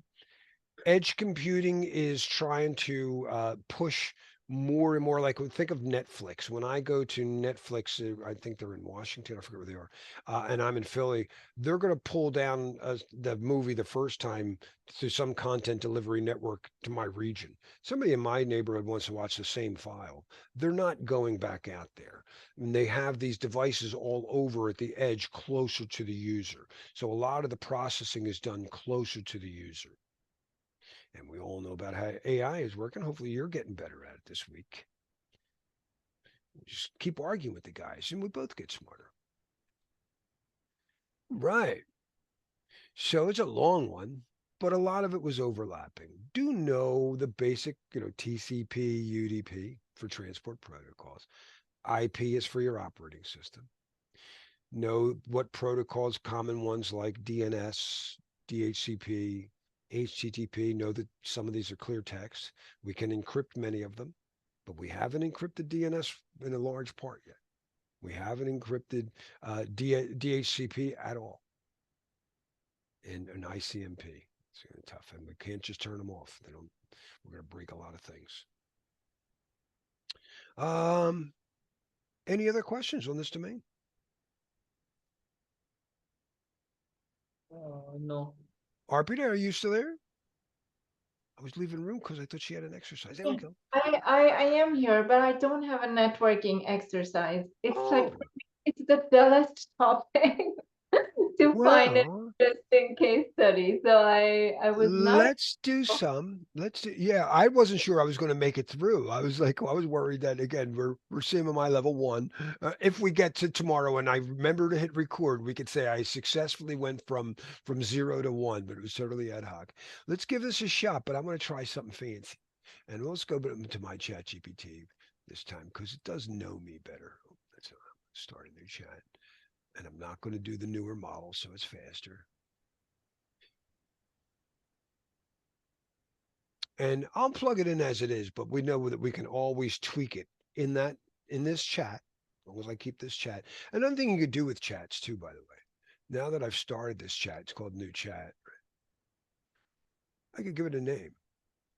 And say whatever CC exam practice.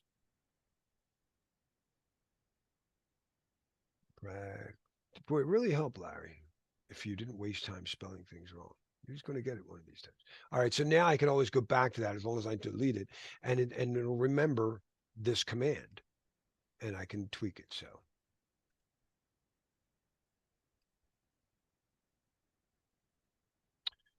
you're the security officer for a. Oh, let me hide this thing. You're a security officer for a mid-sized company that handles sensitive personal data.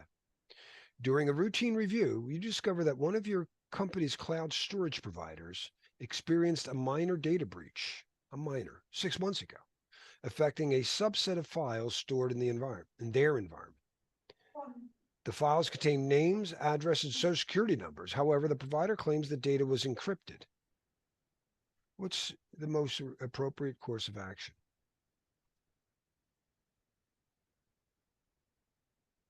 I definitely wouldn't do A. B seems a little jumping the gun there, might be scaring people for no reason. I don't know. I'm going to terminate. Yeah, think before we act. I like C.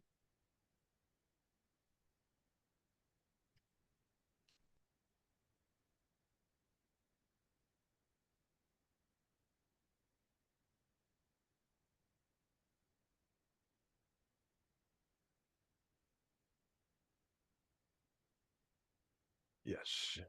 Yes, next. Sometimes I tell it from now on, I'm going to use Y for yes or next or N for next, whatever. Which of the following is the primary purpose of implementing least privilege in an organization? Wait, this doesn't seem network enough. So I'm going to tell them. Please stay focused. Or actually, I'll say focus on, let's pick one. Focus focus on TCP IP for now, on TCP IP related questions, just for the heck of it, for now.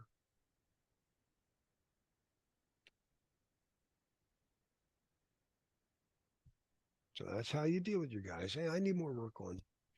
What is the primary function of TCP in the TCP model?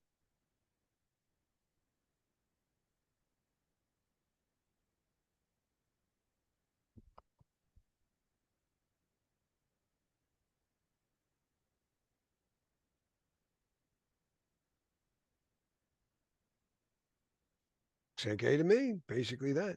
To translate IP address, no, that's DNS. To handle logical addressing for ensuring how data is sent over the, I don't even know what there was there. To provide encryption, no, that's not it. No, it is A, to establish and maintain a source and destination port numbers.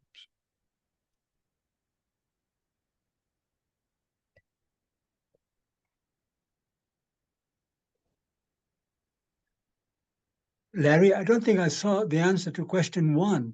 Did you do that? Yeah, we said it was C. Yeah, it's a C. C, Oh, it's a C. Okay, thanks. Yeah. Yeah, it just scrolls very fast, so it's hard sometimes to catch up. I'm sorry about that, Lewis. No, that's okay. I scrolled up. That's what happened. I could have let it go down there. No, even ChatGPT just gives a bunch of information so quickly, or sometimes very slow. Yeah, sometimes it's slow.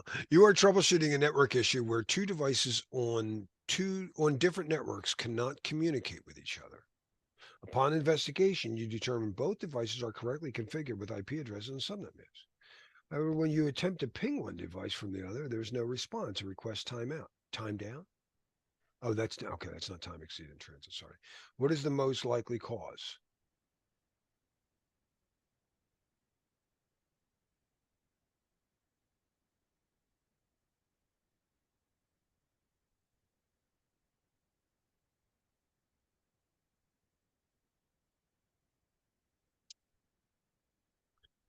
Yeah, sounds like the router's blocking it, like when I dig my trace route and we saw all those places that block it. Yep.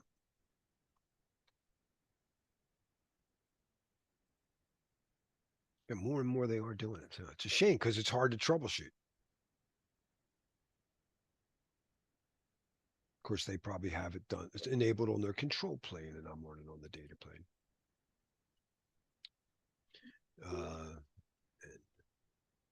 Now, if I do this, it will always remember that N means next.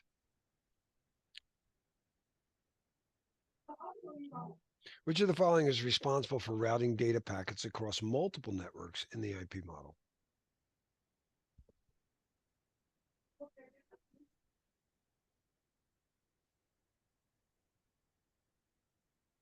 It's a weird way to put it, but of those answers.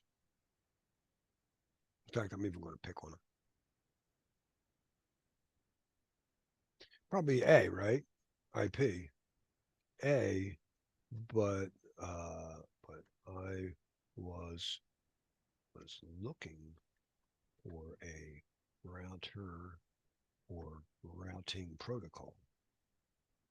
You know, like RIP, OSPF, BGP, all the ones that might show up.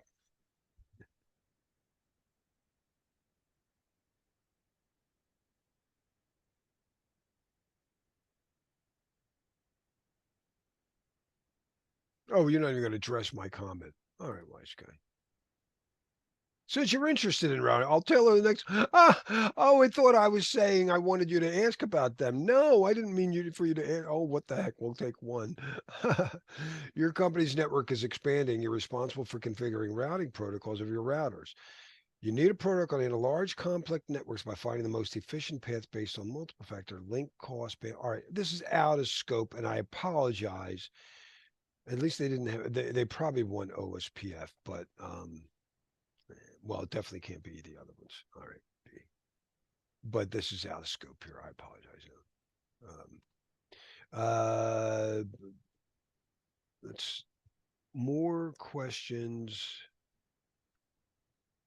on CC level network stuff. Routing protocols, out of scope. I think so.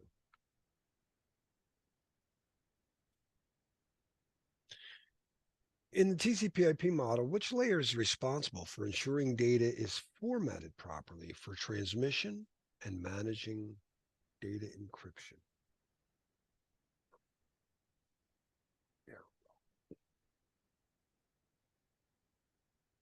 There is no presentation layer in TCP/IP.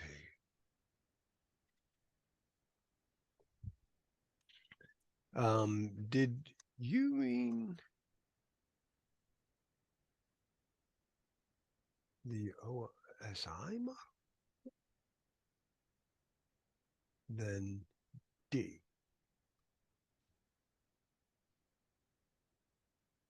Oh, because there is no OSI model. They know he was right. I made a jump.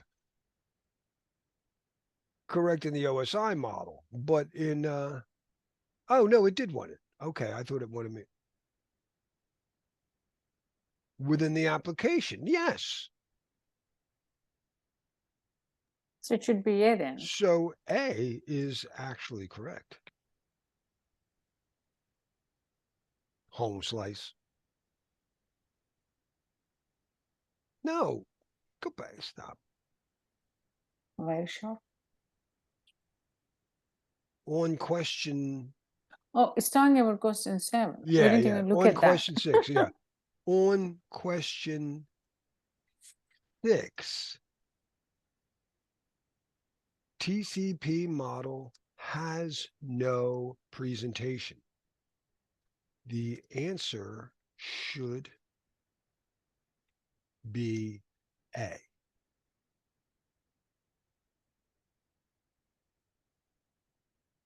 Don't be a tough guy on me. Oh, I'm thinking about that. Wait a minute, is he right? How did I get that wrong? But I'm an AI. I made an error. Okay. Thank you. But what's weird is you probably will get that question. You're very likely to get it, but it won't say that. It'll say OSI model. And the answer is the presentation. So really the question was wrong. Or less. All right. So back to 7. Back to 7. All right. Let's see what it is. What is or just give me 7 again. Okay. Your We network. already know the answer, Wireshark. You need to analyze traffic and pinpoint the issue. That's funny. That's really funny. They actually asked me, yeah, so you know, is that really on the test? Would Wireshark really be on the test? Wireshark. As per the option, Wireshark will be the answer because other than Wireshark, there is no any traffic analyzer mentioned there. Yeah, I don't think they call it that. They might call it a sniffer. They're Yeah, not likely to call it yeah, Wireshark. that's what confusing it is. I used to work with sniffers a very long time ago. Look at that. Now they're saying performance monitoring. All right, B, whatever. Let's get the question 8. That's actually more than just Wireshark.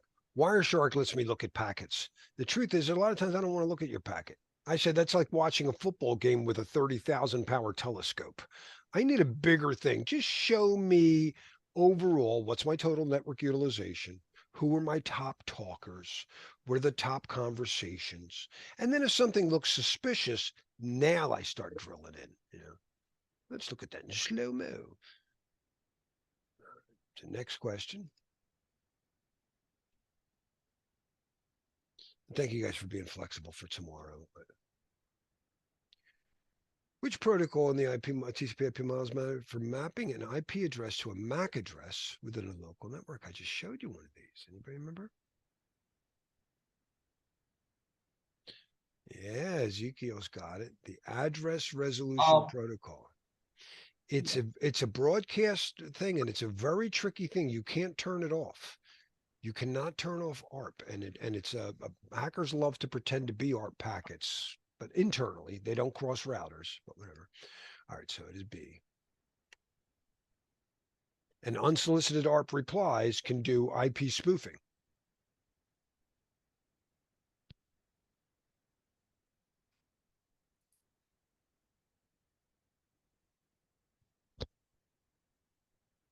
You're tasked with troubleshooting a network issue where a user is unable to access a web server hosted in a remote location.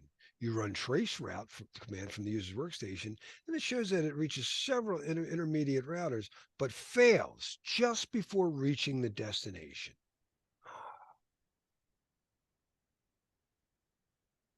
Well, like, that's interesting. When you do traceroute, this is how it counts router hops. Let me just show you. I need a IP packet. ARP is not IP, by the way. It's its own packet. It's before you get IP. So if I look at an IP packet header, one of the things is called time to live.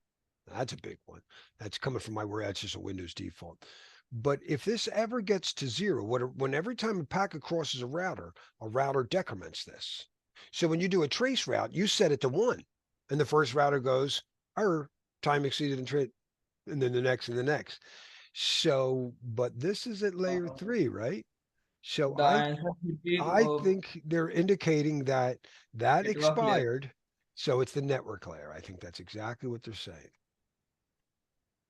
Yeah, because we are talking about the IP. Transport layer comes when we are dealing with the ports. Yeah, it sounds like it's, it seems as though, I have to show off, the TTL expired. They should have gotten, but it could help you remember. They should have gotten or received whatever an ICMP time exceeded in transit mesh. Time exceeded in transit message. Okay, Mr. Know-it-all. Do you want the next question or not? Yeah. All right. Next question, though, yes. Which protocol is responsible for breaking down large data packets into smaller segments for transmission and reassembling at the destination of the IP model? 2 of them. I call it I know they're going to want one. I bet you they probably want.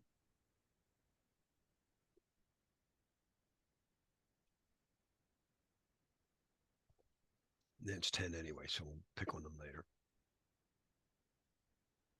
Remember data segment packet frame? Go back to my slides.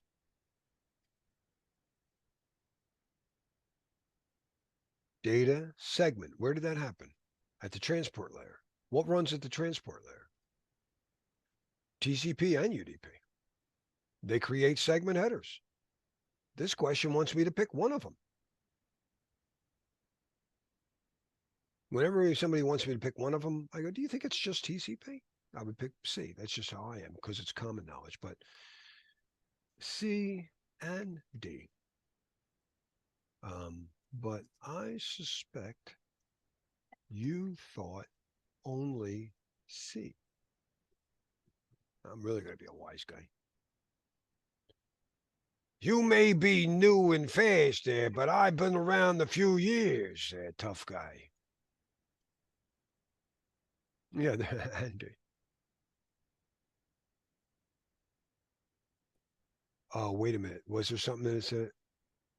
No, it didn't say reliability. It didn't say reliability.